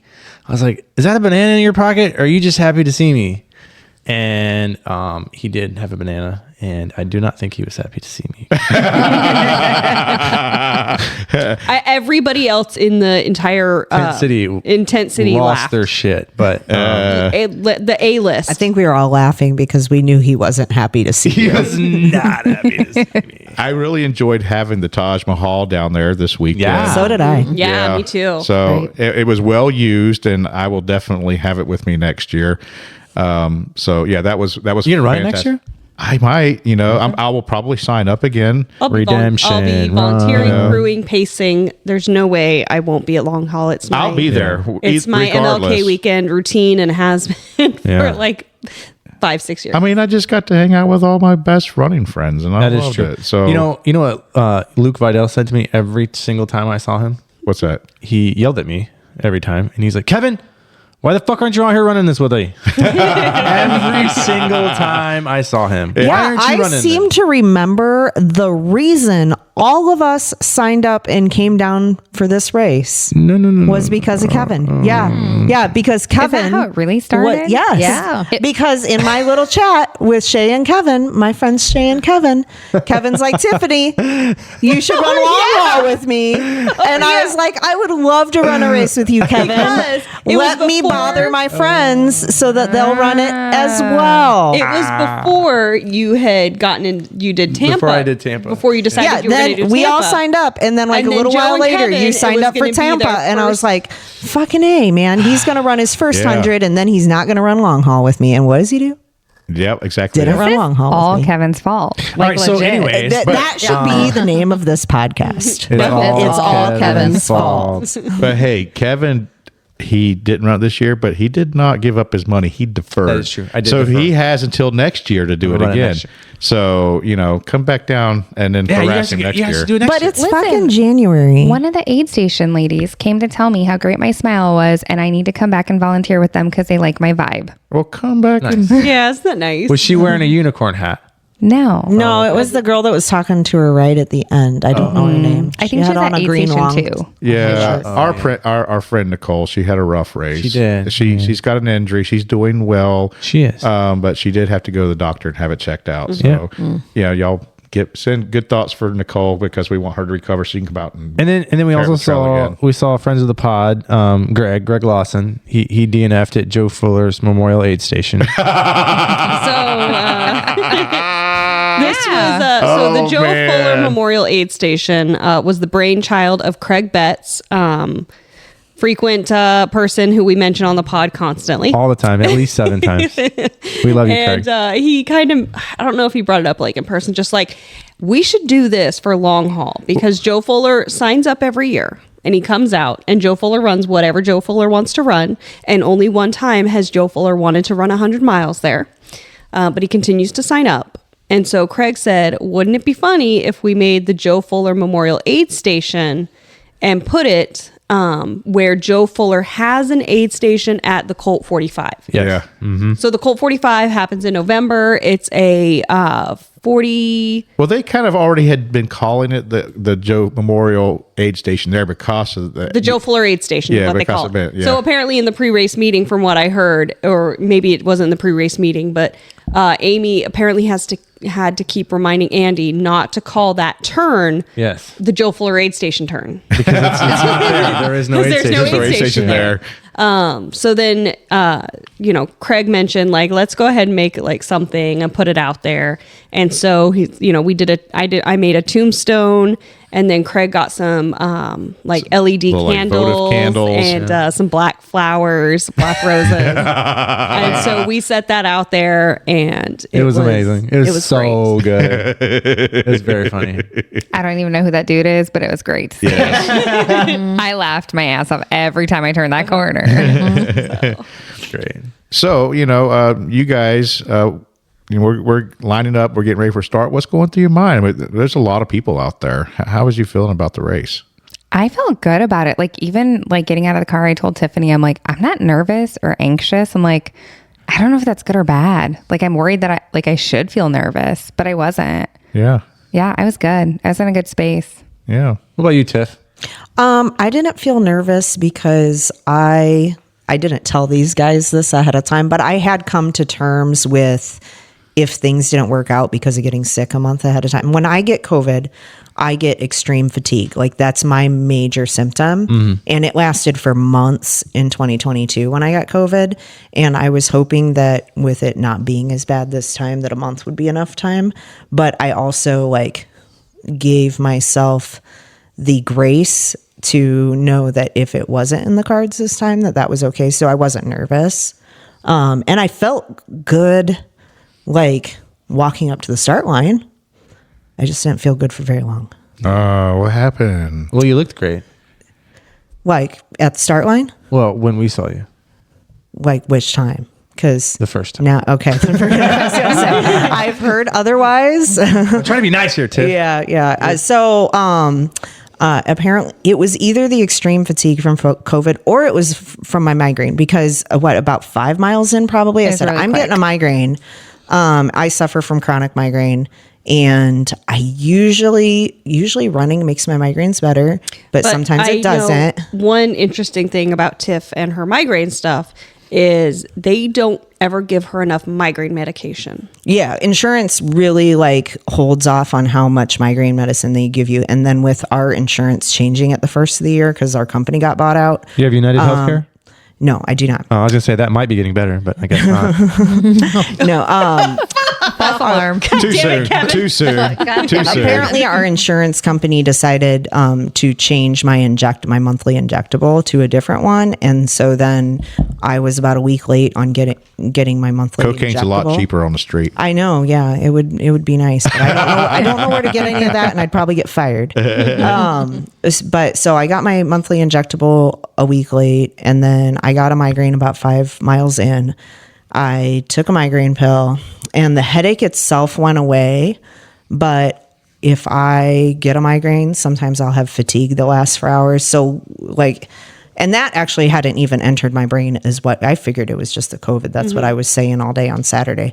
But so like I made it through the first loop. Well, you came in on, so her request to us was, so she'd gone to a Cuban Cafe Havana here in Ocala, and had some delicious Cuban food and a colada, like the good Cuban espresso. A penis colossus. That is some good freaking caffeine. It right is there. some great Yeah. rocket fuel. Yes, so, I needed rocket fuel. So she asked, like, hey, on the way, can you get me some coladas? So what I did For when I get the sleepies, thinking For I'd when be she getting the got the sleepies sleepies at like 22 hours. overnight, yes. Not 5 miles in. So I went to the Cuban, like one of the Cuban places on the way, and said, hey, I need to order 4 coladas, but I need them all in one big cup. So then when Tiffany comes in on her first loop, she's just, I am so tired. And I hand her the colada cup. She literally chugs. She's chugging it. It's going down. running all It's down. going all down your like lips and onto your shirt. And you're just like fucking packing this thing down. Now I had called my husband like when I think it was like the second time I'd started crying. So literally like I am a crier when I run, but I'm not usually a crier Same. like 10 miles in. So like I probably cried at like 10 miles in, which I'm not sure if you guys even saw me cry at that time. And then was it after the last aid station on our way to the start finish? Yeah. I started bawling really bad. Yep. And they're like, what's wrong? And I'm like, I'm just so tired. I can't hold my eyes open. I don't know what's wrong. And so Albrey handed me the phone. She's the only one who had a reception out there. And Thanks said, for and Verizon. she called my husband and she's like, you need to talk to her. And he goes, you need to go get one of those energy drinks that like always perk you up from the coffee place by us. And they like, there's one place down here that sells it. And I'm like, that is an hour away. There's no way they're going to get any of that. So I'm thinking, okay, colada will do. Yeah. So I chugged half of that big cup of colada, which was probably the equivalent of 2 of them. Yep. And the only thing that it actually did for me was make me feel like I was going to have a fucking heart attack while I was still falling asleep. Oh, man. So I am like, those 2 went out ahead. And I was like trying to walk, trying to run, came across this nice lady who was walking to the next aid station. She was power walking. She was walking nice and fast to find her husband. And so she was like, oh, I'm not bothering you by talking to you, am I? And I'm like, no, you're a great distraction. So she walked with me for a while and I caught back up to these 2. It's starting to get warm. So they decided to just walk through the heat for a little bit. Came into the first aid station, saw Shae, lost my shit, started bawling, said, I don't want to fucking do this anymore. I can't do this anymore. I turned off my watch. No, you tried. You pressed the button. I tried. Well, I hit stop. Shae stole my watch from me Get it, Shae. and then hit start again. And so then I think it took me 2 more times of taking my watch away from Shae. Yeah. And I did get some, like, they gave me some ginger because my stomach was starting to act up. I started walking out of the aid station and I looked at her and said, nope. And I turned around and walked back and sat down and I stopped crying because I felt better. Because I was surprised when I came into the aid station to see you sitting there. I have never, like, the only time I felt fatigue like that before is at like 22, 23 hours in when I'm expected to feel fatigue. Yeah. And like then the sun did not. So You looked rough. you I'm look. not gonna lie. Yes, you did. and I felt like I was having a fucking heart attack because I chugged. You were sweating. Before I had the colada, I had I bopped into my emergency gel stash too, which I didn't tell you guys that. So I had already had probably a good 100 milligrams of caffeine. Oh fuck! You about man. died. Yeah. So we that's why I almost felt ordered you. like Some people have so much caffeine they can go blind. yeah, that Stop. You could, yeah. If you have a lot of caffeine, you can go temporarily blind. it's That's my like problem. masturbation. Caffeine. I was getting ready to say masturbation does the same thing. Hasn't happened to me yet. I was gonna say. Wait, you're Like- wearing glasses. Can you see me? How many fingers am I holding up? Dude, I think okay. two. Here's a fun three. story. Okay. So out on the course, Mandy is in front of us, and Mandy's number was 111. Yeah. And we're maybe, I don't know what, like 50 yards behind her. We're not that far behind her at all. And those two go, Kelly goes, oh, what's that on the back of her jacket? Is that some arrows? And Albrey goes, I don't know. I can't see it at all. And I'm like, clear as day. Those are 3 1s on the back of her pack. I'm like, when we get home, you bitches are getting eye exams. Tiffany's like, So apparently, Well, you either guys just need to stop masturbation masturbating. or too much caffeine is the problem. now we know. I got a dick in my nightstand. Come on, Joe. But yeah, it just, and so afterwards at the aid station, I don't know, I'd been done for like a good hour, 2 hours. I'm like sitting there watching my heart rate on my watch, and I'm like, I'm having a fucking heart attack. And I'm doing my little EKG, and I'm like, no, like that really looks like ST elevation. I'm having a heart attack. They're all like, we don't know what you're talking about. I'm like, look at my watch. I'm having a heart STD elevation? ST Oh, elevation. Jesus. Sexually That's the- transmitted elevation. Isn't that what they call summiting? I wouldn't know about any of that. So Why do you look that at was my Albrey? reason. I was just the one Yeah. showing off her vagina. Just to passerbys, okay? Why are you showing everyone your vagina? Yeah, what's the story What the behind heck's this? going Why- on with why- this? We'll get there. So, So much we're vagina. done. I gotta wait so long to listen to this vagina story. I'm gonna get so many pacers after this. Like once I hear it, I'm everyone's pacing gonna you want to right pace now. me. My heart rate is pacing just thinking about it. So then, it's pretty interesting. So then, like Tiffany did go to bed in the Taj, Yeah. like around 11, and you slept for. I slept for a good like 8-9 hours. Yes. Yeah, she like slept it good. wasn't a very like the greatest sleep because it wasn't my own bed, but like, and actually once Joe came back to the Taj and slept in a different bed, but he turned on the air conditioning, and I think that's when I slept. I like Yeah, how she he likes- clarified that I slept in a different bed. Yeah, I don't it's- want to leave any room for. I will tell you. for I will air tell you. there. I've slept with Joe in the same bed, and his beard is very scratchy. on That's your what you back. told me before I went to the Taj. So yeah, you warned me. No, I slept with Shae. And so then, the next morning, you were like a different person. I was Oh, me yeah. again. like, Yeah, I was like, who the and fuck like are you? somebody even said, I'm like, yes, this is Tiffany. Yeah. Yeah, what you saw yesterday was not Tiffany. That was extreme fatigue, sad. I was so sad. Yeah. I was like Albrey. I was so sad. I was so sad so many times. But you were sad when it was appropriate. I was I just don't know, fucking girl. sad. I should have been laughing my ass off when I was sad because you were just farting and shitting. Yes, and let's- We'll get to showing that. your We'll get to vagina. that. I got a whole thing for Let's that. talk about all the farting right now. Okay. Yeah. All right. Oh my get to god, that. that was Kevin has- amazing. So every day, I have like a fun fact calendar. So Saturday, here's my fun fact shit. calendar from Saturday, and you're gonna love this. Okay, it says high altitude is associated with flatulence. That's not even the funny part. Why are you laughing? There's like no altitude out here. What is negative altitude done? So much. We have elevation. It's just the same. It's the same elevation. It says here, mountain climbers and airplane passengers are both subject to a phenomenon known as high altitude flatus expulsion, or HAFE. Okay. Yeah. In a letter from Dr. Paul, don't know how to say the last name, in the Western Journal of Medicine, this condition is known to veteran backpackers as Rocky Mountain barking spiders.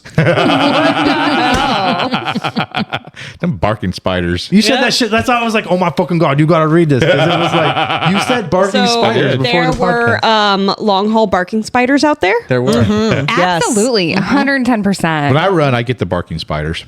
Yes, I think we all do. I usually refer to it as like, oh, you put on your squeaky shorts. Well, you know, today. as my cheeks Aubrey are going, was burp, ripping burp, burp, burp. so much ass, and it was so loud, and I was behind her like every single fucking time. I'm Well, like you know, 2 feet I behind was her. not going to move. It was her fault for being behind me. And then at one point, I'm like, I might have shit my pants a little bit. Dude, it was so wet Well, sounding. sweaty ass cheeks Great. tend to kind of, magnify it. And there was so much lube back And then there. we just started, So we just much. kept talking about it. And I'm like, I think I might have peed my pants a little bit. I was like, I have to pee so bad. And then I lost it every time I farted, and Kelly couldn't keep a straight face. And Tiffany's having a really hard time, but she was laughing behind us. She's dying 'Cause over she could here. just hear my fart. I'm having a heart attack and laughing at the same time. God. It was kind of epic. Yeah. Yeah, and then when she had to pee so bad that she just dropped trowel right there because she couldn't hold it. It was just all of a sudden, and she comes running back to us and she's like, "I didn't shit my pants." Is that the first time with the bad shot? Yeah. Yeah, it that was when she was like, "Somebody saw my vagina. I don't know who, and I don't care, but somebody saw my vagina." I had to go so bad. I literally was going to piss myself. They were like, I can couldn't care. relate. I can relate 1,000%. No, Shae does piss herself. I do piss myself. I heard stories. I heard tweet. She shared that on the trail. I shared it, yeah. And I'm going to talk about when I go to the pelvic floor specialist. I'm very excited. Oh, I'm very proud of you for doing that. I think everybody, it is standard of care. Okay, Tiffany's soapbox time. All right, let's go. As an OB nurse, it is standard of care in European countries for women to have pelvic physical floor therapy while they are pregnant and after they have their babies. And in the United States, it is half impossible to even find a pelvic physical floor therapist. And we get told over and over again that it is normal for us to piss ourselves after we have children. It is normal for us to have incontinence of bowel and bladder. It is normal for us to start prolapsing our fucking organs, and it is not. And I You're will very fight. passionate about I'm this. very, very passionate about this, about women's health care. And this is one thing where the United States falls way fucking short. The United States is terrible at women's health care. And this is one of the many places. I was going to make a political comment, but I'm not. But yeah, so that's kind of Don't. the thing of like, Not. I have always had some troubles with getting to the bathroom on time. And like when it's an emergency, it's a fucking emergency.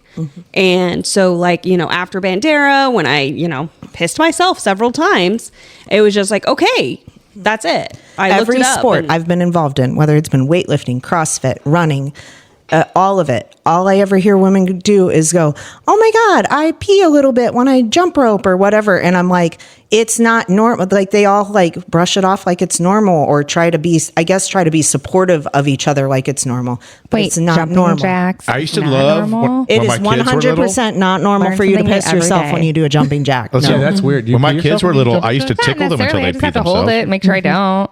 Just Right, but a lot of women do. Like when I did CrossFit, like when we were doing double unders and stuff on I don't know those what that days, it's when you're doing the jump rope and you're like doing the the really fast really jump fast jump roping. rope. Oh, yeah. Like half the women there would pee themselves. It's like while D- we were it's like doing double DP. unders.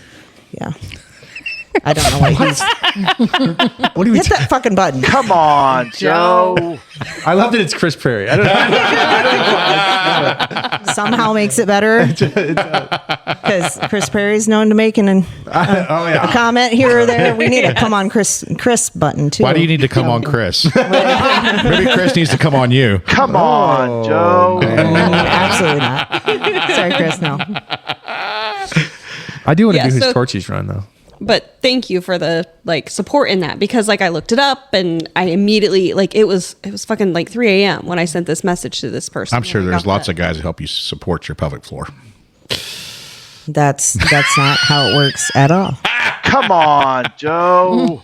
You know, I actually listened to another podcast, and they talked a lot about the pelvic floor. Even for men, it's an important thing. And we just mentioned this just recently. Yep. Everybody's pelvic floor is important, but Yeah. yeah, it I gets actually did trashed some in strength women. training on my pelvic floor. Yeah. Do you do Kegels? I do. They actually, But that's one thing we've always been hearing too is Kegels. do Kegels, and that's it's not it. It's a lot more than that. Yes. For Yeah. Sure. Yeah. Yep. So let's hear about Kelly. Hi, Kelly. Yeah. Hi. Welcome back to the pod. This is how Kelly, Albrey, and I run. Like Yep. Kelly, You take me over and the Albrey conversation, are- and then she It's just sits there actually and usually listens? Albrey is yammering, and and I'm getting them back and forth, and then Kelly's like real quiet over there. Yeah, you're doing it again right now. You've never done that. I'm a good listener. You're doing great. Thank Kelly. God for that. I You know. am. Yeah. There's always got to be one in a group. I will say does. that you and I had a great time together. We did. Yeah. We actually did. Kevin Yeah. was my pacer. And I love how you actually did. We expected we weren't going to. I know, we really did. I heard stories. I was gonna say, I'm pretty sure you hated him, and now in retrospect, you love him. You No, did. You say I was I- pretty annoying. I wanted to fucking kill you. Tell us how you really feel, Kelly. Been there. Sometimes the feeling's mutual. I wanted to fucking kill Yeah. him. Yeah. If he said to me, drink water one more goddamn time, I was going to murder him. You were going to drown him in the water. You were not my drinking. God. and Waterboard, like, waterboard. In the alligator water too. yeah, right? Oh, God.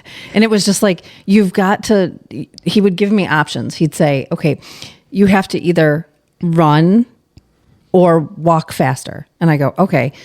And so I'd run. And then he goes, well, you need to run faster. And I'm like, what the fuck? Because your walk was faster than your run. I know it was. Did he walk beside you while you were running? Did he do that trick to you? Like once until I was like, 'Cause why are you fucking walking? He's no longer allowed Like- to pace me because of that move. Yeah. He can't do it no more. I will say that when I realized that you were very far behind me, I would stop and wait for you. Oh, did he do that shit to you too? He did. Oh, because that's another reason why he won't But pace me no more. then, but then, Was this the fucking Kevin Hate Club right now? Yeah, we hate you, Kevin. Tiffany. But then I tell me turned why you Everybody hate me. who's been paced by Kevin. Yeah. I enjoyed them so much, but I left them in the dust. So apparently Albrey was also over it. Yeah. yeah. I only heard another fucking story from Kelly, Kevin. up until you got Kevin as a pacer, Yeah. how was your race going? Oh my God. We had so much fun. It was so great Until it wasn't. until it wasn't. Yeah. We had a lot of fun. It, So- it was a great course. Had you ever run in Florida before? Never. What did you think of the course, the trail itself, the scenery, the things that you were seeing?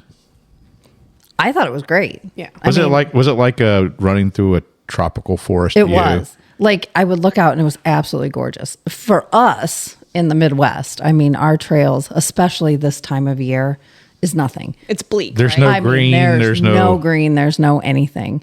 So this was great. You know, I felt like there's a lot of things to look at. It was. I'm so something proud, different. as a Florida runner, to bring people to our Florida trails and say, "See what it looks like." It's We so found pretty. a hill too while we were out there. There's Yeah. a hill. a hill. Yeah. It There's felt a like a hill. I don't know at what mile, but I was like, this sucks. That little 5-foot hill. Yeah. The I first feel loop, that. I was like, oh, this will be great. At like mile 80, I get a little change of scenery, like pace, with my hips and stuff.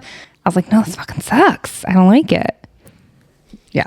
The trail it was really nice. Not technical by any means, which made it really nice to be able to, look at all the scenery and do You all did the kick a stuff. rock though, and you fucked your foot up. I did. Yeah, I did. This was at mile, whatever, 60 something. 60 something. And I think I was on one side of the trail and then I'd end up on the other side of the trail because I think I was kind of sleepwalking. That's were. when I think I saw the State Puff Marshmallow Man. Yeah. But Say that again? I did. And I said, oh my God, I think that's the State Puff Marshmallow Man. And this asshole looks at me and goes, yeah, I think it is. Let's run up and get him. He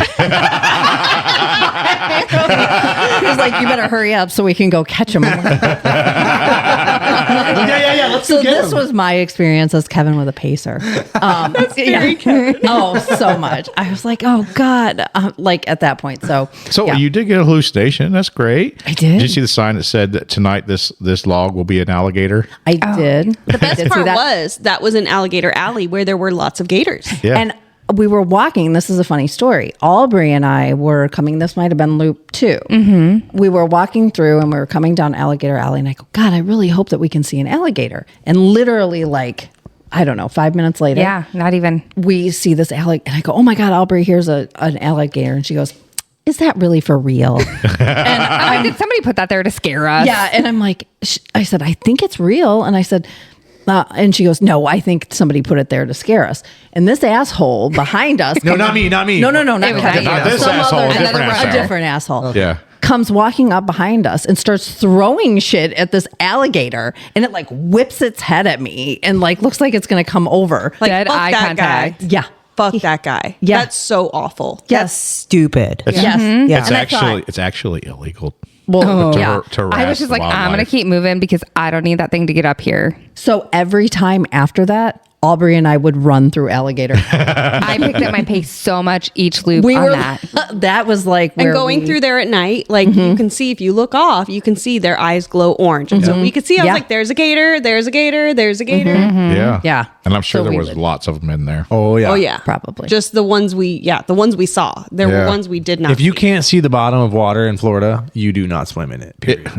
If you see a body of water in Florida, not swim in it. there is an alligator in it. That's probably true. No, it did. Yeah. Yeah. So yeah, And but then there you was know, another, like a smaller, like a pretty, well, like a medium-sized gator on another part of the course too. you know the funny thing is though, I mean, I've been in Florida my entire life, and it's so funny to listen to people come from up north and they want to see a gator and they want to see a manatee, and they also all the things that we did. and they also think that apparently the moment they've crossed into the state of Florida, the alligators are lying on the side of the road waiting to eat them.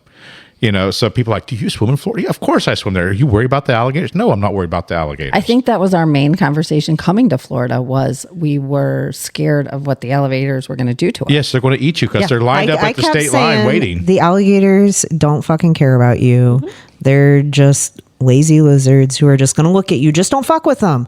And then you guys happen to find a dude who wanted to fuck with them. I bet you that if you looked up on my Google search history, you would see what to do if an alligator comes near you. And I did Google it. That's what you're gonna find in your Google searches. Everybody get your phone out. We're going to look at each one of our Google history. Let's starting not. with Let's Joe. not. Not do no. that. Yeah, No. you can look at it, but Let's see. because apparently Pornhub's illegal in Florida now. What? Yeah. Oh, yeah. You guys didn't know that? What? Yeah. Our governor signed Try and this go to whole- Pornhub right now. Go open it up. Good thing I don't use Jesus that fucking site. Christ, way. No, I'm not going to do that because at the husband's same gonna look at time, your- he wouldn't give a shit. But Sadly, mine is very boring. I don't want to get ads or whatever happens AIDS? when you ads. That's that ST, whatever she said earlier. You're looking it up. What are you looking at? You got Pornhub over there? No. You- But I have Stearns and Foster King mattress.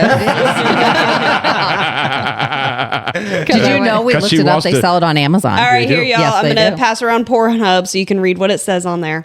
No way. Yeah. So, you and Albrey were together, and Yes. then you guys picked up Kevin Yep. after the loop- third on the Yep, fourth loop. on the fourth loop.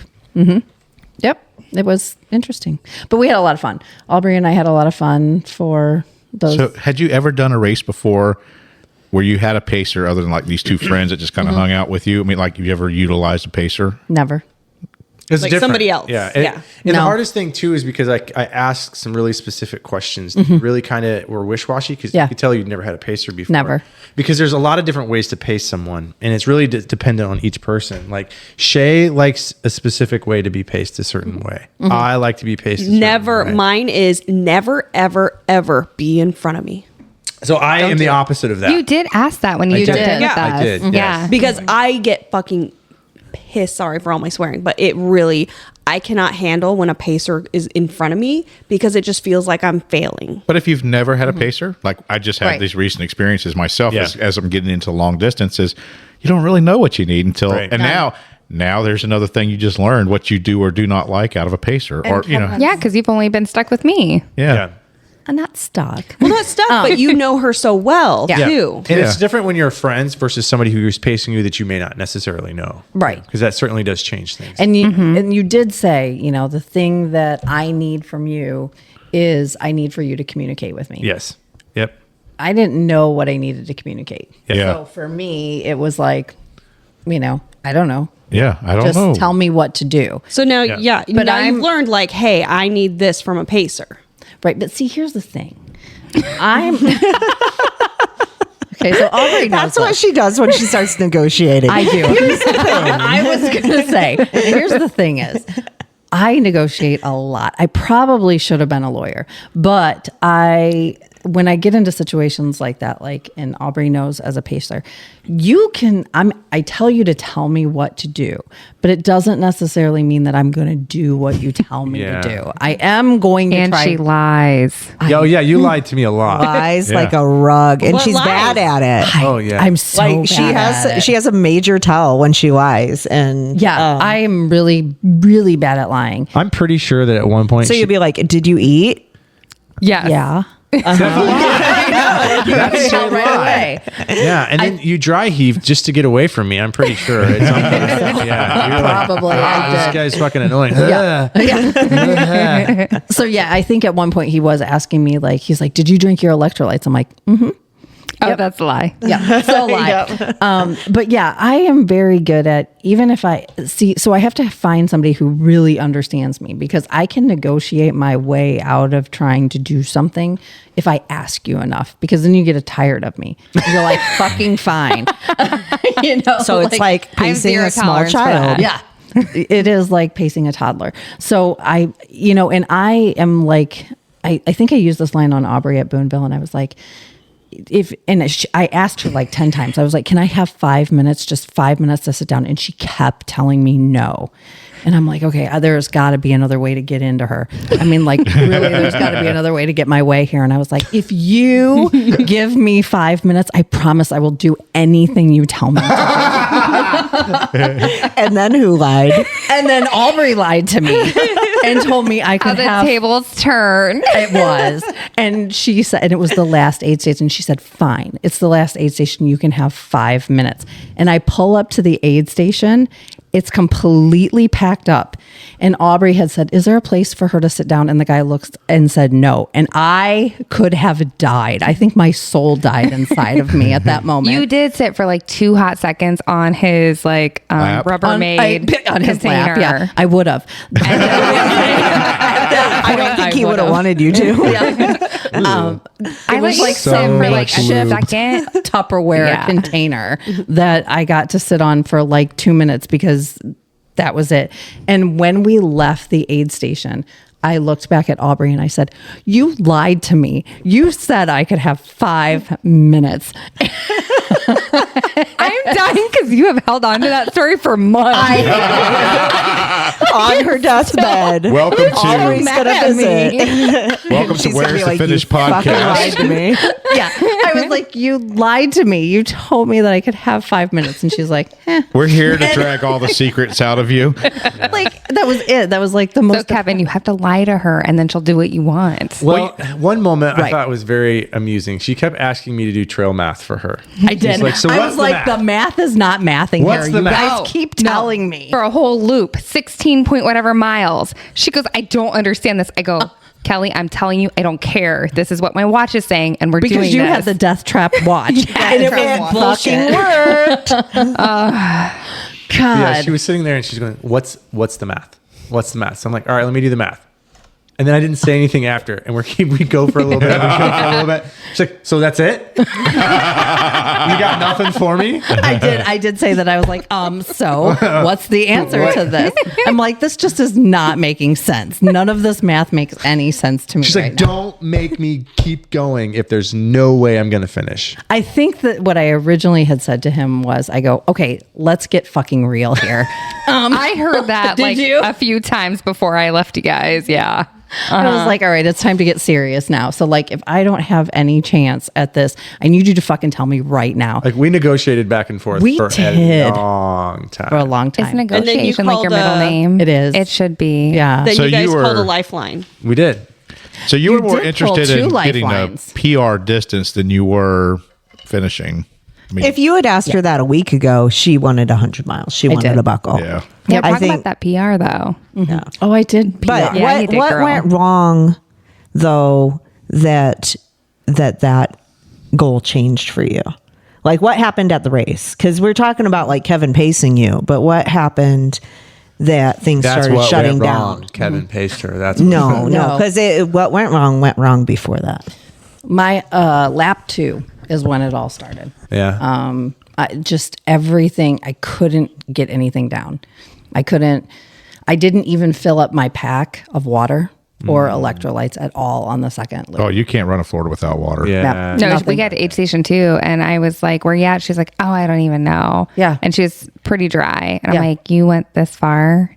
Without anything. We have to practice drinking. Mm-hmm. We really do. It's one of the things that you might not have to do other places, but we really have to. No, I mean she practices drinking. She I do. practices all of this. I mean, but water, not beer. Her esophagus Yeah. It shuts gets her. down. Yeah. Yeah. It's her medical issue. Well, and that's- it's I mean, not it's to- not a practice thing. I It's wasn't like- trying to be yeah. annoying when I was telling you to drink water. Like that, I have it set up at certain times, and usually if I'm running in a group, I tell everybody to drink water. Yeah. you Yeah. know? And that's just kind of what we do to keep everybody kind We of have fun. accountable. Drink water. Okay. Well, drink and I'm water. pretty sure I told you, even though I told you about the medical issue Yeah. with her, I also told you have to be on her ass to drink and eat. Yeah. So yeah. like And you I were mean, we doing what you were told. Yeah. Yeah. I mean, Yeah. She just couldn't comply. Yeah, that's true. Like all summer, Tiffany would be like, I think Tiffany set my watch up for me. Like, Yeah. It would I have tell it her with to me, eat. too. Yeah. Yeah. It would tell me to eat. So yeah, I mean, things started going quickly Yeah. at lap 2, but I think we were it was like, okay, it's fine. Once the sun goes down and the heat, We'll pick it up. It'll be fine. It was hot in lap 2. The heat It got did us. get hot for a We- little while. The sun came out, the clouds went away, the humidity went up. So lap 2 everyone was pretty warm. We I moved talked slower. to several people, but it wasn't for a very long period of time though. I was doing them. I was like 2-3 hours. That sun should be down. We'll pick it up, Kelly. Yeah. And that's where I thought it was like, okay, once the sun comes out, we'll be able to get back on track. Yeah. At lap 3. But then your negotiating started because it turned into like, once the sun goes down, we'll pick this up. Once we get the pacer, we'll pick up. Once we do this, it'll pick up. And I'm like, oh. And it just wasn't picking up for Yeah. some reason. And I just couldn't get it back in. Then once we got to loop 4, the beginning of loop 4 was good. Yeah, we had a great. I felt it was fun. fine at loop 4. And then about About 8 4 miles in, 4 or 5 miles in. Yeah, probably close to. Somewhere. Then I started to get a little nauseated. But I thought we did applesauce, we did some other things, we got some Tums, and we tried to kind of like problem solve for 5 or 6 miles. Yeah, I really felt like too, Albrey, I appreciate, you had to run your own race, but when Albrey left us, you fell apart even more because she wasn't with you. Right, I did. right. I did notice that. Because Albrey has always been Yeah, kind of With you. gluing you together. she paced me at shoots a 9. We did kettle together. We did, so she knows how to get to me. Get you, sure. In that situation. Whereas I've So- done all these miles with you and I don't know how to break through that. There's something in her negotiating tactics with you that breaks through, and I can't break through with that with you. I've noticed. Yeah, because you guys did the SOS call. So Tiff and I were sleeping in the Taj Mahal, and she gets a call, Yep. and it's Kevin, and Kevin's like, "Hey, Kelly's trying to drop. Help." Yeah. And Tiffany was like, no, you just, go back out there. But I think Tiffany and I have done so many things together that she knows when I'm at my point where there's really nothing to come back from, Yeah. and it wouldn't have mattered how much she said to me. It's kind of like the situation with you and her. She just knows. I can't be mean to Tiffany. Right. It is like my Achilles heel. Right. And and Tiffany and I have done so many races that, she knows that I'm going to try to ignore some of the things that I probably shouldn't ignore. Yeah.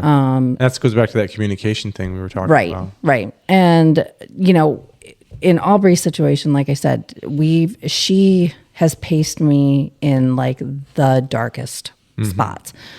So when she wasn't there anymore, it was like, all right, Yeah, I could tell. what do I do now? Yep. Type of thing. Not that it is your fault by any means. Oh, I know. I know, know. Albrey and I had this conversation on lap 2. Yep, you got to have the and breakup 3. talk. And we had a did. breakup talk before we even started this. I mean, race, yeah, too, because all you guys three of told us, yeah. like, hey, maybe we'll stay together. Maybe 2 of us will stay together. You guys said that even before you came Yep. down to Florida. And we You knew. reiterated that conversation on loop 3. And even when we lost Tiffany, it's Yep. like, okay, Kelly, you know the drill. Yep. We talked about this. Yep. When we lost Tiffany, we re-had that conversation. And then when we picked you up, right Yep. before we picked you up, we had that conversation again because we knew it was like, okay, everybody's got to do their own thing.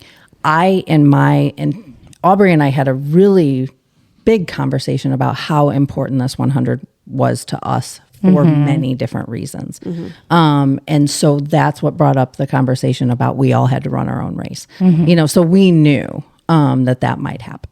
And that's fine. But again, like you said, Albrey has been there with me Yep. in those darkest spots in these ultras. So yeah, for me, it was kind of like, oh shit, Yeah. So what mile did you drop? 65. I think that this very spot that we dropped is the same spot Joe Fuller drops. So that was That's we where did Greg dropped. where Greg dropped. We did Because not you make have the a turn. choice. Yeah. You have a choice to go to that last aid station or It's a saddle or to head back. or out. head back back in. and cut off 4 4 miles. miles. Yeah. So you really, and I stood at that spot for a minute. We called my dad. stood there for we a long called time. Tiffany. Yeah. We looked back and forth. We did. We stood there for a while. So you could have finished the loop in the time you're standing there. Pretty Probably. much. Yeah. Yep. Honestly, we were there for a while. We were. Because we I were- wasn't sure because it was so important to me to do this race. But then I said to Kevin, I said, do you think it would be possible for me to finish 35 miles with absolutely nothing? And I think that, and where you were at already, like you weren't going to get any faster. No. Like, Yeah, we had that conversation. And that's it. Like you were already doing 21-minute miles and you were not moving. Nope. Yeah. And there was no way to get me to go faster. Yeah. So I knew, and when we were doing these fake trail math that Kevin was doing, Trail map. yeah, that Or he was pretending to I was calculate. like, oh yeah, absolutely, yeah, yeah. yeah, okay. Yeah, So the tombstone was the place where many people came to die. yes, yes, yeah. Did you shit yourself? I burped Kevin's cooking and it like smelled. I burped it into my shirt to not burp loud, and then it stunk really bad. I don't know thing. So there was only 149 people who finished this race. wow. How many people? How many people signed up? There was always 300. I think that's the limit for the race. It was sold out. I forgot how many they said did not start. So like maybe 190, something like that. Yeah. Maybe 290 maybe. So it had a very high DNF rate. Yeah. Yeah, for Why? Matter of fact, last year. It's sneaky hard. Like any Florida race too. Like, and then a lot of people are like, okay, it's got a pretty good cutoff, the loop system. But I mean, I think there was 3 or 4 more finishers last year than was this year, and yet last year was a shit show. Last year the course was Muddy. this course you ran this year was not the same course you ran. Not I even. heard One of all the about it. volunteers that. said it was the hottest year this year Yep. too, and heat affects people. no. The year I ran it was the hottest year because it was 85 during the day and the low was like 60 to 65. That sounds amazing. It was amazing the year I ran it because I was so afraid of the cold. But It was a good- it was hot I in would literally 2020. die. This That year was was like every actually- race Well, we I did was for gonna the say, No Coast series there this year. was- Every race was fucking hot. There was a lady in 2020. She's like, "Oh yeah, heat's fine. I did have a lean with no issues." And as soon as the heat of the day hit, she dropped. So like some people, it's humid, right? So it was Javelin is very in the humid. desert. Yeah. Yeah, very different. We have humidity in the winter when it's 20 degrees. And it's fucking And that's what makes partly why our cold feels cold when you're here. It's just 'Cause you're cold and wet. It's a wet cold. But actually, this year was a pretty good year. I mean, in my opinion, I've run a lot in Florida, so summer and winter, and that was about as good a conditions as you could have asked for on the most part for a Florida run. But I mean, if you're not used to our Florida humidity and our Florida heat, and if you come from somewhere where it's 3 degrees, it feels like a freaking sauna. Yeah. But for someone like Kevin who just hates the cold, Can't stand it. He had Yeah. a thermal shirt on. it would feel did. cold to him. We had tank tops on. well, it was I was like, ridiculous. She was in the night. She was doing freaking ice bandanas. Unreal. And people are wearing Unfucking real. gloves. I was Yep. wearing gloves, shivering with like blankets on, and I'm like, And she's like, let me get this ice I'm like, on my what neck. is she I'm doing? hot. I was like, I did hear no that aid somebody station had shed a ice. layer once he got out there pacing and moving. oh no, I didn't shed a No, you just That was me. complained about it. Oh, that was you. So I took my jacket over my my long sleeve, and then once we started moving, I was like, okay, I don't need my jacket, so I just put it in my pack. Okay. Yeah, I did roll my sleeves up at one point, Okay. So then of our group, there was one. and then there was one. And then there was one. Hey guys, Hey, And not only was there one, you were a finisher. I fucking finished. let's fucking go. Yeah. Yeah. Yeah. So tell us about these miles when you started being out there by yourself. Well, number one, I'm scared of the dark.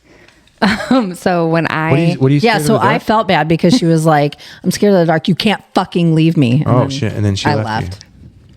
no, that's okay. And there's some scary woods out there. There's skunk apes and things that'll come eat you like gators and Yeah. armadillos to carry you away. I wanted to see one so bad. I'm so sad. Who did I see a possum with? Was I with you when we saw the possum? Oh yeah, we saw a little one when yeah, we were we saw a driving. cute little possum on our way to the Taj Mahal. I saw a bunch of armadillos. I got a picture out there by one. Yeah. See, by I my showed them the possum. armadillo, and so then I was like, oh, you guys are probably going to see an armadillo. Possum on a half shell.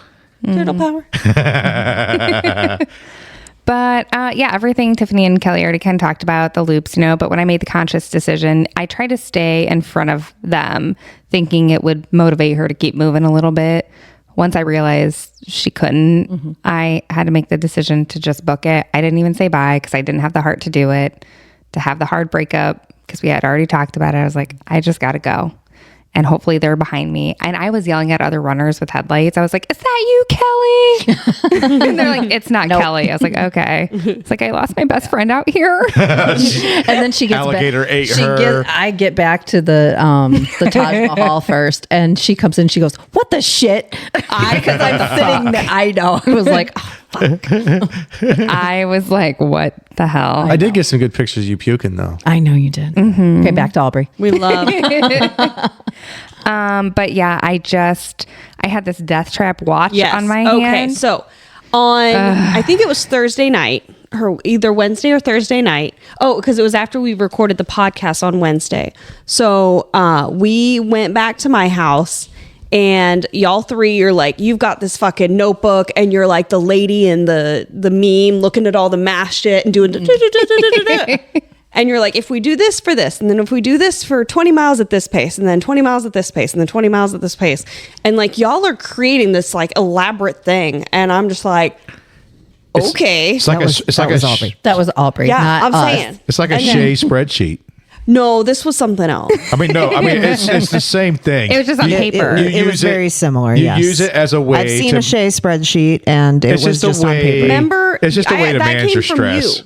It's a stress relief. Yes. It's For all Tampa? it I is. just needed to know. No, Yeah. you had all our shit written out for Tampa. No, you told me. Listen, you sent me your Shae. pace chart for Shae. Tampa, what your Garmin spit Shae. out.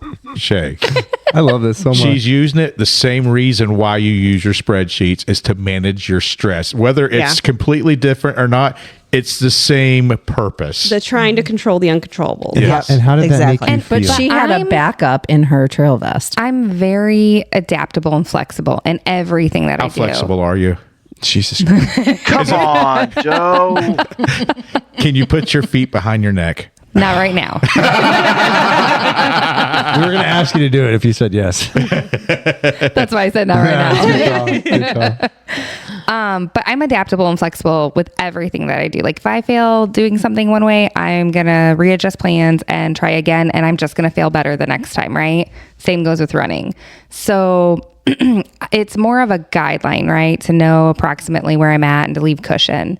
So I had this freaking death trap on my wrist because Tiffany was kind enough to introduce I was like, me. our watch will do that automatically. Yeah. Like what she's trying to do on paper that's all like complicated looking. So like you can use Garmin, put this pace calculator stuff in there and upload it to your watch. And so it tells you like, if you want to finish in 31 hours and 30 minutes, like this is what you have to do. And the pace does adjust, right? Yeah, I had it on a positive split. So I had it starting at like 15-minute miles and ending at like 22-minute miles. But good. when it's telling you you're 37 minutes behind schedule, my heart sunk. And that's when I left you, Kelly. Okay, and this fucking watch, it was not just her death trap. It was also my death trap for loop 2 and 3 because she'd be like, "This says this," and I I'm also like, told you early "What?" on There's that. nothing you were going to say to convince me. Yeah. I was like, I don't fucking know what she's talking about. No, I I don't told believe her, you and I'm before going. we even started running. I said you can't pay attention to what it says early on in the race because every time you stop at an aid station, it's going to throw the pace of it off. And it's not until So this is a later in the feature race. Never ever that- used Don't during an ultra. Use it. Yeah, I'm unless here to you tell like data.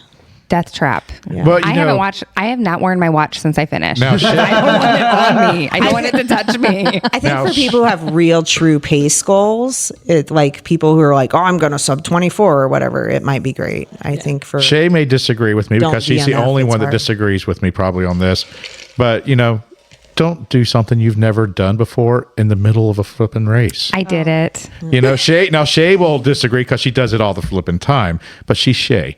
The rest of the world doesn't do new stuff in the middle of a race. I didn't think a pace calculator was going to freaking. I've kill me. used it before, Oh, but yeah. it's changed. So I didn't realize that it's changed from the time I used it before. And it didn't used to yell at you every fucking mile. It used to just be something you could scroll to on your watch and look at and ignore. But and you could probably turn it off in the middle of a race. You can't. I didn't want to. She didn't wanna fuck up her watch. To me, I didn't want to mess with it. So not only did I try this new little pace calculator, I also had a new watch. I that didn't know did you not hadn't know how been to work. running with the watch for the last 2 months. Yeah. Because you had it, what, like 2 months ago? Yeah. Okay. Yeah. Well, you got lap 5 done. Yeah. So when I left them, I was like, I just got to keep moving. I'm afraid of the dark, but I wasn't too scared because at that point I had already seen a lot of the course, right? So I knew my way. I knew what to look for. I knew nothing was going to eat me at that point, so it was going to be fine. I just needed to keep moving. Just had to find the right guy. I see what you did there. God damn it, Joe. Moving forward. Your face is really fucking red right now. She's a redhead. That's what It is happens. so I've been red. drinking and I'm probably sunburned. But yeah, so I came into that loop, and I had to give myself a lot of pep talks during that loop. Like, I can do this, just keep going. This isn't new to you. Shit just sucks, right? So got through. I saw Kelly there and I was like at a 10. I'm like, this bitch. She did. And I'm like, I gotta go. But I also, the whole time running too, I didn't know that I was gonna get another pacer. Like, I didn't know what that looked like. I didn't know who was gonna jump in. So I had already mentally prepared, like, I'm going out by myself. So when Shae jumped into action, my heart like leapt out of my chest. I was like, perfect. I have somebody to be with me. And yeah, so I don't know what mile I kind of semi fell apart. But You know what? It was probably like you started not like getting real sad. Probably after the second time we hit the second like mile first 9 aid for me. station. Yeah. So the first aid station, the second time you came around to it. yeah. So maybe like a little over halfway through the loop. And I just couldn't, like, the girl math didn't math up right. I'm like, I've been eating, I'm hydrated, I'm still peeing, have solid peas. I don't have a really upset stomach. I'm just tired of putting food in my mouth. I'm exhausted, but I'm like, why am I so sad? Like, I just wanted to be done. So I called a couple lifelines. A lot of people didn't answer their phones. Well, I mean, it Well, was you called a early. couple was lifelines like- at 2 a.m. before you even got to. I was just me. impressed that you Yes. had service Yes. enough to call anyone. Because if I was moving, my phone wasn't working. Yeah. I had to stand still, get that one little bar, send a text, and that was it. Verizon, I'm telling you, Verizon. And Well, no, we would be running around. And all of a sudden, I'd hear ding ding ding ding ding ding ding. All the we'd get Texas into- came yeah. through. Yeah. yeah. And I mean, throughout my whole race, I have a lot of support back at home, like family, friends, bonus family, Hey, your bonus dad friends. came. Yeah, my dad came all the way to Florida with us and helped crew me.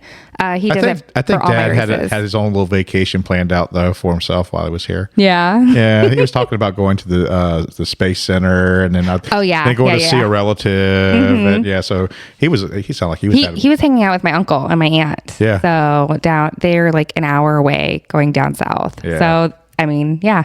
So girls trip, he got to hang out with his brother is perfect. Yeah. And they just showed up for my race and helped crew me. Yeah. So he doesn't miss any of my ultras. He's there all the time. Nice. He's pretty amazing. One time I went down south of Illinois, 6 hours, and I was so sad he couldn't come with me. And that morning I woke up to head out for my 50K. He drove 6 hours overnight just to see me. And he stuck around, waited to see me finish, and drove 6 hours back home. Wow. So, What a guy. but yeah, He loves his chess.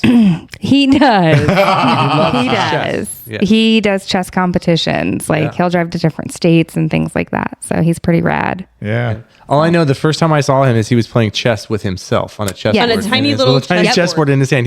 He would play a move and then he would turn the chessboard. And I'm like, oh. He's learning techniques. And then Okay. he was reading a chess book. Yeah. was? Oh, because Oh, he yeah. got 5 of them for Christmas from me. Oh, okay. So He was very excited. I think like 3 for my sister and like 4 for my sister and my brother. Yeah. So he's loaded with chess books. Super fun dude. He is. the chess books I like are, No, chess. different Not books. chess. Sorry. Different books. My bad. Not the ones No, we need not ID picture to book. buy. Not those kind of picture books. Okay. But yeah, so at one point the wheels fell off a little bit. I always tell people when I run with them, I'm like, how many wheels do you have left on your wagon? Because it tells you where somebody's at. Do you have 1, 2, 3, 4? One time Kelly told me I'm on my spare. That was that Boonville. Another time she's like, I don't even have spare. That's Yep. fucking flat too. Yep. And I was like, Running well, on how the do we get rail. that? Yep. But it's a great way to identify where somebody's at mentally and physically. So Carry a wagon wheel. I think that I started calling lifelines because I just needed people to kind of perk me up. My daughters were great answering my calls. My friend Sarah was checking in on me, and we talked on the phone for a little bit. My bonus mom and I talked. One of my brothers and I talked. My work group is great. We had this chat. It just kept pinging randomly, right? Whenever I would get service. And they're like trying to figure out how to read the tracking. Yeah. That was And they're like, we need a hilarious. damn SOP for this. And then they're like, nope, somebody needs an Excel sheet. Like it was just too difficult for some to figure out. So they're all helping each other to get it. So it was great. But so that kept me motivated and going. So, and at one point my daughter was just like, Mom, you can do this. Buckle down and just keep moving. So Well, Shae's really fun on trail. So She is. she is a pleasant person to spend time with. Your sweat smells amazing. She does have good sweat. Oh, it's so weird. I've never smelled a stinky Shae ever. Oh, I've smelled this thing. You go into that bathroom after she's done, it's pretty. That's not a Shae anymore. Once it detaches from you, it's no longer Shae. I did keep asking her. I'm like, I'm doing okay, right? I'm doing okay. Yeah. Like I'm going to She's like, finish, right? And then I'm like, I'm saying it partially out loud because I need to, but I also love your reassurance. Like I just the need to hear reassurance, that. yes. But I probably asked a zillion times. Yes. Yes. Probably once every half mile, honestly. And I was Once like, we hit that second aid station, it was literally every half mile. Like, we're doing good. Da, da, da. Yes. I swear I was at the same time in my race for like 2 hours. I said 8:30 and it stayed at 8:30 forever. why does it feel like that? Yeah. Oh my goodness. No matter how many times I looked at my watch, the time never changed. Mm-hmm. Yeah. Yeah. You know, I'm pretty proud of Tiffany though for this race because she did go sub 24. Miles. You did. It was great. Yeah. But she was great. We had a lot of good conversations, learned a lot about each other. So, yeah. You learn everything about everyone on the trail. Yes. Yes. Like, there's no secrets, and it's like It's a free for all. Yeah. You talk about everything Oh, and yeah. anything. Oh, yeah. So And you there see my was, vagina. You showed her your vagina I too. don't know if she saw I it. doubt it. No, but she I took did. a She shit on did. the side of the trail. You did try and take a shit. And I learned this is interesting. So, like, she told me, this is TMI, but I'm going to say Do it anyway. it. So she is like, Is there I'm TMI a really? long shitter. And It's I'm just like, us, guys. It's just us here. Yeah, it's just us here. Yeah. And she's like, yeah, it takes me like 20 minutes to go to the bathroom. I'm like, what? So I always thought people who just spend a long time on the toilet are just fucking around with their phones or just like, trying to get away from whatever. Because I can go into the bathroom, minute and a half later, I'm done. Me too. Yeah. Just So jealous. Yeah, my son is like this. He's just in there Sounds for like like an you need hour. more fiber. Yeah. I don't know. I don't know. Do you So- have poop PTSD or something? Like poop TSD. yeah. I mean, maybe. When you were a baby, did they have to like digitally get it out? Like Digitally, what Not that I remember. Digitally. Yeah. They hooked With up the- a computer. yeah. like make baby poop, boop boop boop boop beep. Rosebud. Exclamation point, colon. Exclamation point, colon. A digit is a finger, and some people still like One to or get two a digit people in the understand finger. that. Yeah. Definitely geez. understand it. Jesus Christ. So we at one point, she's like, I have all these rocks in my shoe. Oh, yeah. She's like, there's all these rocks and they're moving around and my feet hurt so bad. And like, I knew she was saying she had blisters, right? And so I was like, okay, I don't think it's rocks in your shoes. I think your blisters are just so bad you're feeling them. And you took off your shoes, and how many rocks were in there? Like none. So I They let were her all- fully take off I let her sit at the bench at the Joe Fuller Memorial Aid Station and take off her shoes, take off her socks. Oh, you got to sit for 5 minutes? Shut up, Kelly. Listen, She earned it. I just only wait. sat like 4 times this whole dang race. Okay, girl. Whatever. But yeah, I think mentally I needed to make sure there was nothing in there. Otherwise, it was in my head. I have rocks in there. When I saw the blisters, I was like, it's not that. And that was okay. I said ow and ouch, whatever, a lot. A lot. But Yes. I still. But I pushed- mean, you were kicking shit and stepping on roots and all that stuff. Once Yeah. I knew. And did I mention I did this with a like almost broken toe this whole time too? What? Yeah. Mm-hmm. Why? How is it almost broken? Well, Yeah, tell them the story. What's the difference between broken and almost? Almost. well, my chiro said it wasn't, but it looked really jacked up. So How'd you manage that? I was a little intoxicated at like 2 a.m. Oh. And my hallway was dark, and I kicked a baby gate. And I went flying down my hall. And I laid there for 5 minutes, like, what the fuck actually just happened? To clarify, your baby gate is for My dog. a dog. Yeah. Yeah, to keep my dogs out of the bathroom. And the reason why you use Superman is you like to fly. I guess. I don't even understand what happened. I was like, man, I have a very important question. What were you drinking? a lot of Malibu Black because it's 70 proof. Not that crappy stuff So regular now Malibu. I have almost an entire full Yes. bottle of Malibu Black in my house. you So didn't that bring will it? be no, that is going to be for aid stationing. I'm going to see some See tonight, me okay? at Skunk Ape. I'm going to have Jello shots and Malibu Black. There you go. But it's 70 There's proof. 2 so cans it's of amazing. pineapple juice in there too. So And some have pineapple at it. juice, so. Have at it. Dry January is almost over. So, God. so you took care of your feet. That's y'all. What'd you think of the boots and saddle area? Where the aid station out there? Did Well, you have any all thoughts right, about great. that? as we Aid were station. coming to Boots and Saddles, Is that what the aid station was called? Yeah. Had no idea. I think it's Boots or Saddles. What? It is boots or saddles. I noticed that when I was coming up on it. I'm like, Where did they you even always see say boots that and at? saddles. There's a sign that says boots and I saddles. didn't see that one. I boots or I saddles. didn't get to see the light display, and I'm really disappointed. I didn't get to see it either because it was just becoming dawn and they were starting to take them all down. aid station 2, right? With the lights? Yeah. The light. Yes. Yeah. Oh my gosh. So I help run aid stations back home, and lights are so important. When those runners come up, it like breathes air in you. When you hear the music, the big speakers, all the things. And so I saw those lights, and I'm like, I fucking know I'm coming. So Andy Barrett was out there just for hours with a ladder, just stringing lights everywhere throughout the woods. You could tell it was amazing. I'm sad I missed Bless that. his soul, So cool. because Let's go back, Tiff.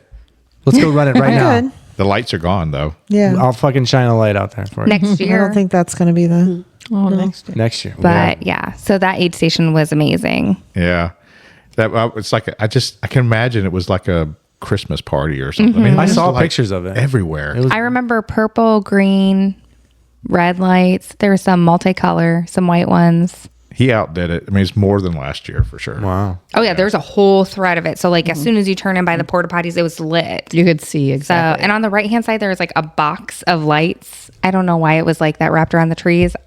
I don't, or maybe I was making that up. I don't know. Oh yeah. Oh, so shit. as dawn starts to hit, I was good until dawn came up. Like the sun because started I coming. kept telling her like, oh, it's gonna be great. You're gonna be awake and refreshed when the sun comes up. And Made it so much worse. Like I got so exhausted. And then like when the sun came up, I started hallucinating. What'd you hallucinate? Tell us. It went on for hours. Oh, a long hallucination. Even when I got Susan. Wow. Yeah. Like hours. So at one point I look over and I'm like, you know, those like wooden cutout like forest animals like that they have at parks and Yeah. stuff for displays or whatever. I'm like, oh, that looks like a canoe with some cutout, like some animal cutouts and a boy rowing the canoe. And she's like, is that a canoe over there? I'm like, no, that's a bunch of down trees. Yep. And then like something looked like a scarecrow, but I'm like, it looks like a scarecrow, but I'm pretty sure it's just like a dead half tree. And she's like, it is. I'm like, okay. And I tried to stare at the ground as much as I could because I was like so tired of like seeing things that I knew that wasn't there. Like at one point I thought I saw an elephant. It wasn't. It was like some broken branch with like tree, like leaves hanging down from it. I don't know, but they were gray like the color of an elephant.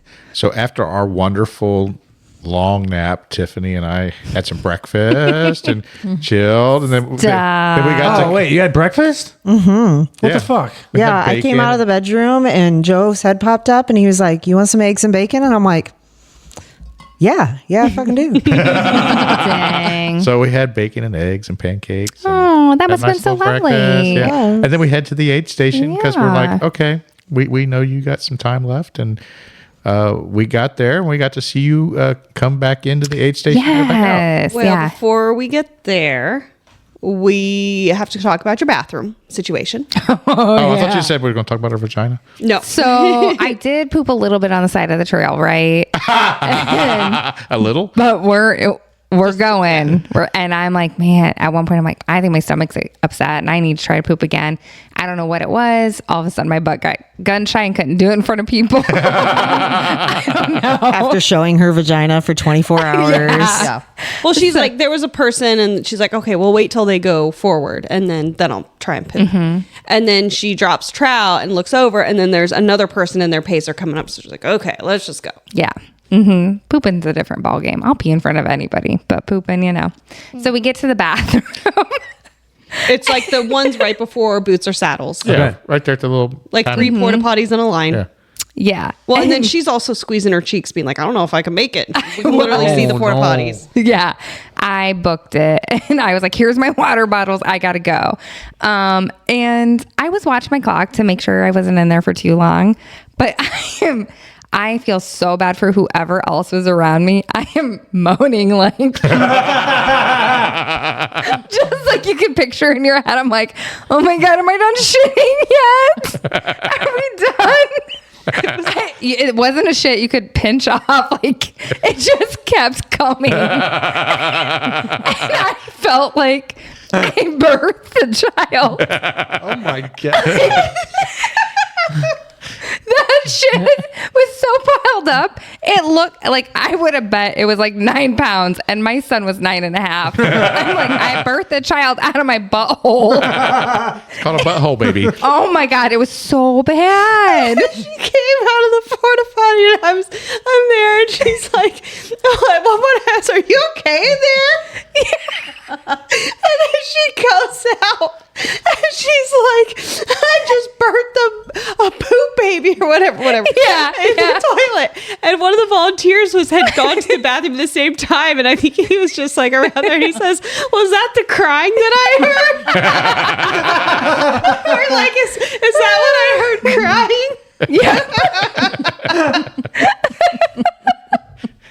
It was so bad. I was like, after we left the aid station, I was like, I should have taken a picture of that. No, right after she left, she said, I should have taken a picture. And then we go to the aid station and you cannot stop talking about your shit, baby. And there was a guy running back that, like, when you came out of the porta potty and he was laughing. And then everybody else, like, coming back just laughing. They all fucking probably heard me moaning. Oh my God. Literally, like 24 hours after she finished, she was like, I really should have taken a picture Yeah, of no, that. and we were She even was so coming, proud like, of it. so we went out to the aid station, and as we're coming back, I'm like, do you want to get a picture? And she's like, no, it's fine. I just didn't want to waste any more time. I am just imagining the episode of South Park where Stan Marsh has the biggest poop in the world, and it's like they weigh it, and when he's practicing to have this thing, and as he's giving birth to this poop, he literally he's spinning a circle like an ice cream machine. Yes. Okay, so 110%. here's this really fun fact. So there are 7 billion plus people in the world. Oh wow. Okay. Good. Every day, somebody in the world has the biggest poop. I would have been it. Somebody in the world every day has the biggest poop. You were the winner for the day. And so you got to think out of 7 billion people, did I just have the biggest poop? And we're not counting people who are impacted and that whole thing. Right. Because I know Tiffany's probably seen some horror stories. Not that kind of nurse, thank God. That's true. Yep. I would have fucking won that day. Congratulations on your big win. Yeah. Yeah. Yeah. Out of 7 billion people. Did you feel like you could run again after that? Like you I felt think I better? picked up some pace. Yeah. She actually was doing some. You got rid of a few pounds of weight that you didn't need to carry anymore. Yeah. And the hard part was too, I'd been, like I said, I stayed up on eating and calories and all this stuff. And so it was nice to poop and get that out of there because my stomach was starting to get upset at that point. Yeah, a little achy, holding that thing in, squeezing them cheeks. And I'm glad I didn't shit in front of other people on that one because that would have been a little rough for everybody. You could have went back tomorrow and took a picture. Right. And so then at that point, we were a couple miles from the start finish area. Yep. And I went into the start finish area and I got you some food while you were continuing to power hike towards the aid station. Yep. And I got Susan, picked her up, and we love Susan. We love you, Susan. She was amazing. Isn't she wonderful? She is. Okay, I was a little scared when I was like, so what pace are we at? And she's like, I don't know. And I was like, what? I think she knew and she just didn't want to tell me. I will say this. So when we came into the aid station, there was a hard cutoff at the aid station. And I did not know that at that time. So Andy came up to me and he said, can she do 3 miles an hour? And I said, yes, she can. He's like, okay, then I'll let her go. And because if not, if I'd said, no, I don't think so, you would have been cut there. Yep. And then there were actually 3 more more people that came in after you that he said he couldn't say no to because he knew they would also finish. Okay. So there was that hard cutoff. So as soon as we got into you, I pulled Susan aside. 12:30. Hey, if you were not at aid station 1 by 12:30, the second time around. No, at any time. At any time. At any time. Okay, yeah. 12:30 was the cutoff. 12:30 was the cutoff at 8. Yeah. At any time, if you were not at aid station 1 by 12:30, you were getting cut off. Well, really, it's your second loop because you if have you to make be it on to the your second first loop, Yeah, you ain't making it to your second loop. There was no one else trying it for the for the first time. Everyone was at their second. I pulled Susan aside and I'm like, she needs to go under 20-minute miles for the rest of this or she's not going to finish. And that's what Susan told me because we started and I was like, what'd she whisper to you? I said, I'm not going to make it, am I? And she goes, you will. And I said, well, what pace do I have to hold? She goes, 20-minute splits. And I said, okay, we can do this. She goes, we're going to do it in 18. I said, okay. I said, I'm very compliant. You tell me what I need to do and I'll fucking do it. Let's fucking go. So that's... Well, for a second there at the finish line as we're waiting for you, I got the message that you were DFL. Oh. But you were not DFL finishing. No, I didn't think so. I mean... there was a DFL prize. Oh. I asked Susan. I was like, is there one? And she's like, I don't know. Oh, she knew. Oh, it's okay. I didn't want to be DFL anyway, I guess. Unless it was a really cool prize. No, you would have had to been out there. It was $10,000. No, it was a cute little medal. Oh, but you would have had. Go with it, Shae. It was $10,000. $10,000, and you missed it. Is it really $10,000? You guys are fucking with me. It was Monopoly money, but yes. Literally everybody on the trail would have just been sitting next to the tree, 10 right. feet That's down why I was and like, just no waiting. fucking way. But yeah, and with Susan too, she was really fun because she's like, hey, see those people? Let's go pick them off. And I was like, I said, this is my race. And then we did pass somebody. She's like, we're not going to let those guys get to us. And I said, okay, I'll get on board with that one. They probably were the DFLs. Possibly. Because there was 3 people apparently coming in together. And then I don't think 3 people finished together at the end. So they must have separated up. But yeah. Yeah, Marty was back at the pack too. He came in. Yeah, we passed him because I didn't know who he was, but somebody yelled his name, so did see him. But I didn't pass him until we had like 1.7 miles left. Yeah. He was just hiking it because he knew he could. Yeah. So, but yeah, Susan got me moving. And I was still very sad. I didn't make any Lifeline phone calls. My brother called me. Oh, the cutoff, right? So we leave aid station 1, and Susan's like, we have to be back here by 12:30. And I'm like, can we do that? And at one point she tells me it's 11:50, and I'm like, what? So I pull out my phone. I'm like, it's 10:50. She's like, oh, okay, yeah. And I'm like, oh. So, but we were doing like 16, 17 minute miles. Yeah. I booked it. I got there at 11:45ish for Let's that. go. Hell yeah. Susan then- does her march, and you were complying. Yep, Yeah. I was. And then y'all showed up, Tiffany and Kelly, with like this energy drink and saved my life. Because at that point, I'm like, do I really fucking have to keep putting food in my mouth?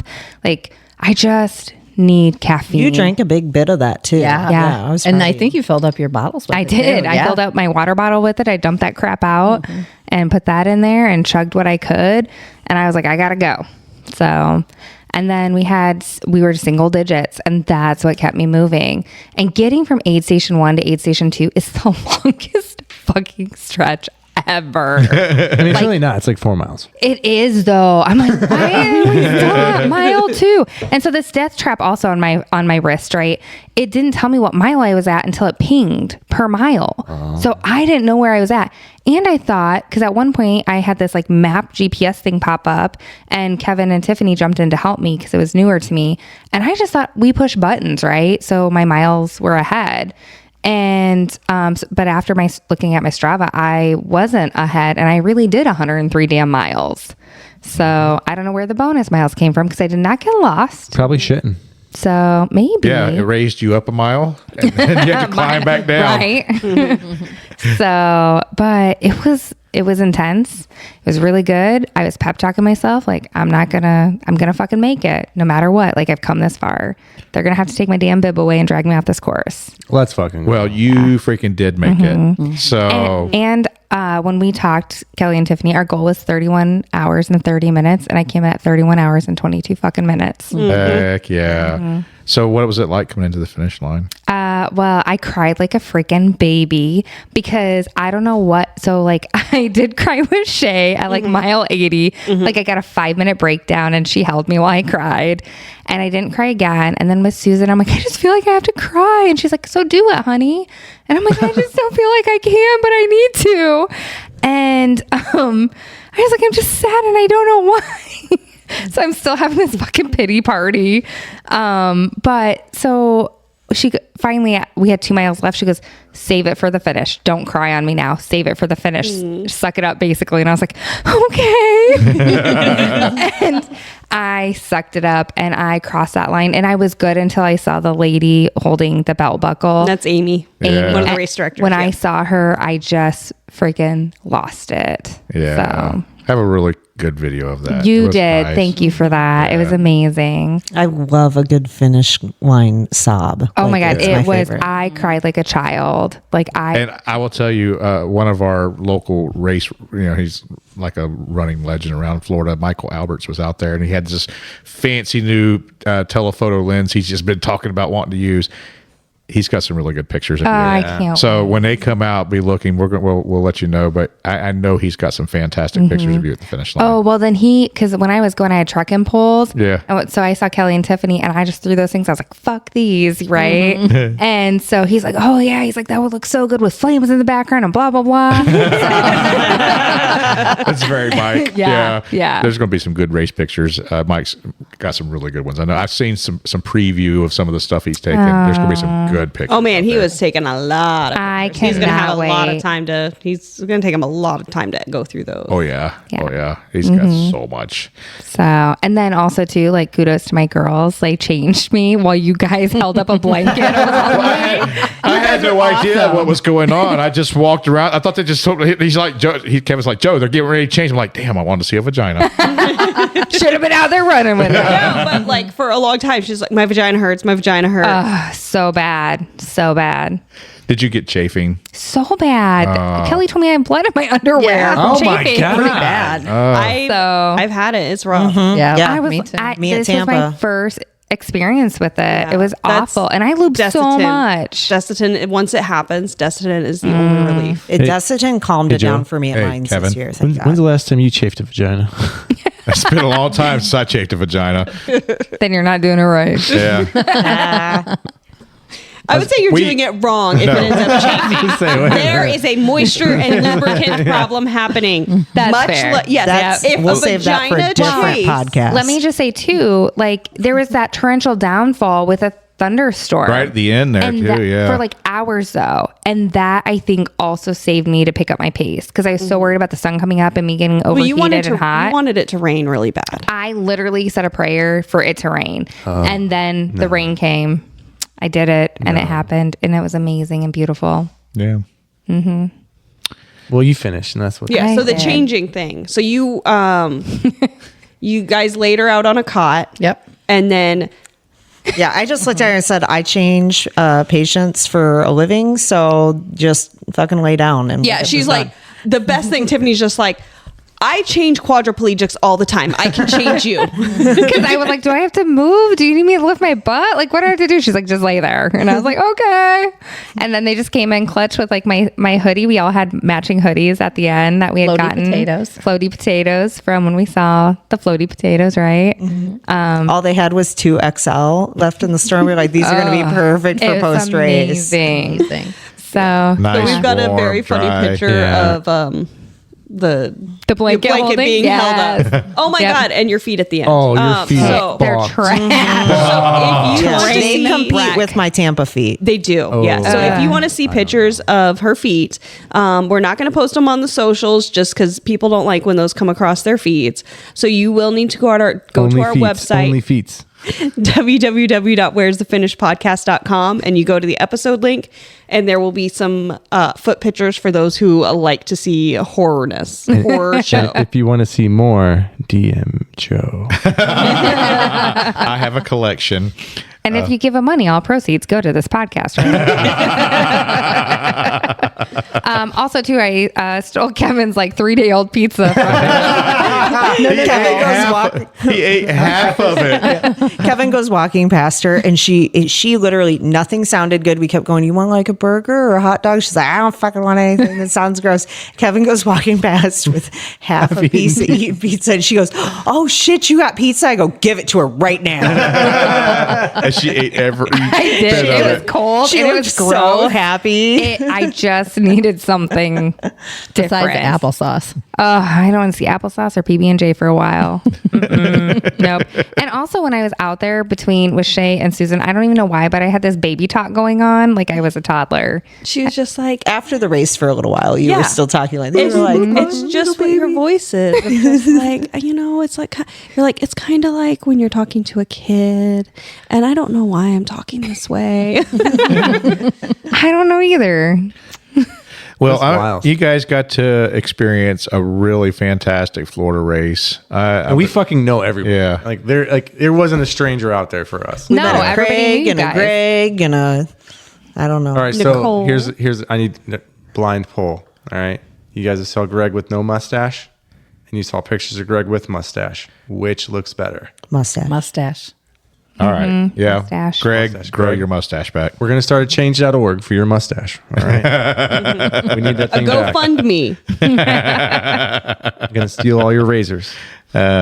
Well, even with, listen, there was a lot of DNFs. Don't worry about that. Just the fact that you guys got down here and had a great race and enjoyed our Florida weather and the was so woods fun. and got to meet our community. Thanks for coming and experiencing a race with us. Yeah. And Who's wanna coming do- back next year? I might have to, but I may come to. I'll Kelly's- come to help out if I can swing it. You know, we volunteering, also- pacing. Yeah. If Are you have, coming back to negotiate with Kelly? I will if she does it. I'll make that commitment. Your ass comes back to do 100. I'll come back to pace you. If you guys have travel budget, we do have a lot of fantastic races in Florida to experience. We even have some with I don't have WTF events. PTO budget. That's So, Oh, I got PTO. come down and run some more with us. We got a lot of wonderful races to do. Yeah. And you always have a place to stay. Yeah. and kitties to We cuddle. cannot say thank you to you enough for opening up your home to us and letting us invade your space. If you can get here, 7 we can days. take care of you. Yeah, That's I all like you that. guys. So before we close up at all, I just want to give like major shout outs to some of our friends out on the course. yeah. Oh, we had some wonderful Oh, races ran this my week. gosh. Our So- WTF friends tore Yeah. it up. So Verity Mathis, she went sub 24. Let's She sure fucking did. go. And yeah, she was just on point focused. We got to see her just tear it up. It was incredible. Yes, it was. And then, of course, Ron, her husband, friend of the pod, I believe he came in fourth for the furlong. on the furlongs, which is the 12, Like 12 miles. whatever. Yeah, whatever that is. And, he got to smoke a 20-year-old, basically. He was very happy about Yes. that. And as he doesn't look it. He's 60, and he got to smoke a 20-year-old. and he did it with clothes on. Yeah, with clothes on. Yeah, running an 8:30 for the furlongs, and then like super duper crazy. Yeah. that we love Tyler. Yeah, Tyler Fucking Smith. Tyler. My Man. gosh. His first 100 miler, sub 24, killed it. Yeah. Just wonderful. I was so happy to be there to watch him finish. Yeah. Every time he came through, it's like, oh, he looked good the whole time. Clearly his attitude was He on looked point. like he'd done it at least a dozen times before. Yeah. Like I did not know that was his Tyler first. knows his running ability like nobody I've ever seen. He can go to any race and he sets a goal. This is the pace strategy. This is when I'm going to finish it by. And he always hits it on the mark. Yeah. And his buddy Shae basically told him like, you're prime for sub 24. And Yeah. so not only does he do, a lot of running, but he also does walking. A lot of power walking. So like he has really he jam packed so much training, especially December was like a banner month of all that training, and his training really paid off. And it's just, yeah. And we had some wonderful crew, some wonderful pacers. Thanks for all those people. Yeah. And it was so much fun to just see all of our friends. I mean, out there on Mandy the and trail. Kelly. I mean, Yeah. Mandy running 69.69 miles, hilarious, Yeah. which is great. And our friend Kelly here, you PR'd your 100K by 4.5 hours. Did. So that's amazing. Just some great things for everybody who was out there on the course and just meeting their goals, exceeding their goals. If not learning about themselves. And thank you to Andy and Amy and A1 Ultras for putting on another fantastic race. Absolutely. You can't go wrong with their races. They've got a couple more coming up real soon, so be looking for opportunities. And I think, has the WTF code expired yet? We got till the 31st, the end of the month. So we got till the end of the Yeah. month. If you want to do the Withlacoochee River Run, the marathon, the half marathon's coming up. Yes. Can you say that again? What was that? It's the Wet Coochie Marathon. Oh, sounds like someplace I need to go. Yeah. With Lacucci. With Withlacoochee. I giggled so hard when we passed into Withlacoochee on one of She's our like, drives. Look at these signs. It's not the Hoochie Coochie. It's the Withlacoochee. My favorite is when you guys tried saying Zephyr Hills. You're like, Zephyrillis? Hard. It's pretty funny. There's a lot of funny names around here. And you could go into a store and buy some Zephyrillis water. All right. Congratulations, ladies, on your run. Thank you. Thank Thank you. you. We can't wait to see you guys again. Yes, we can. Any last parting thoughts? Anything else you guys want to add? I would just say do what scares you because that's how you grow. So even if you're like, do I belong here? Should I sign up for this? Just fucking do it. Just do it. What do you have to lose? Yeah. Absolutely. Awesome. All right. Thank you guys so much for listening. Make sure to check us out on Facebook and Instagram. Go to our website, especially for the horrific blister pics. Actually, they're not too horrible. They feel horrible. www.where'sthefinishpodcast.com. We will see you out on the trail. Let's go.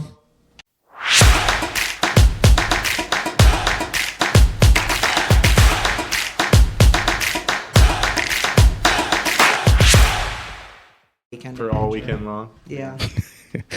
Oh, you guys are Wait, cool. why is... sorry, I was not paying attention. Why are you guys in trouble? Because Joe.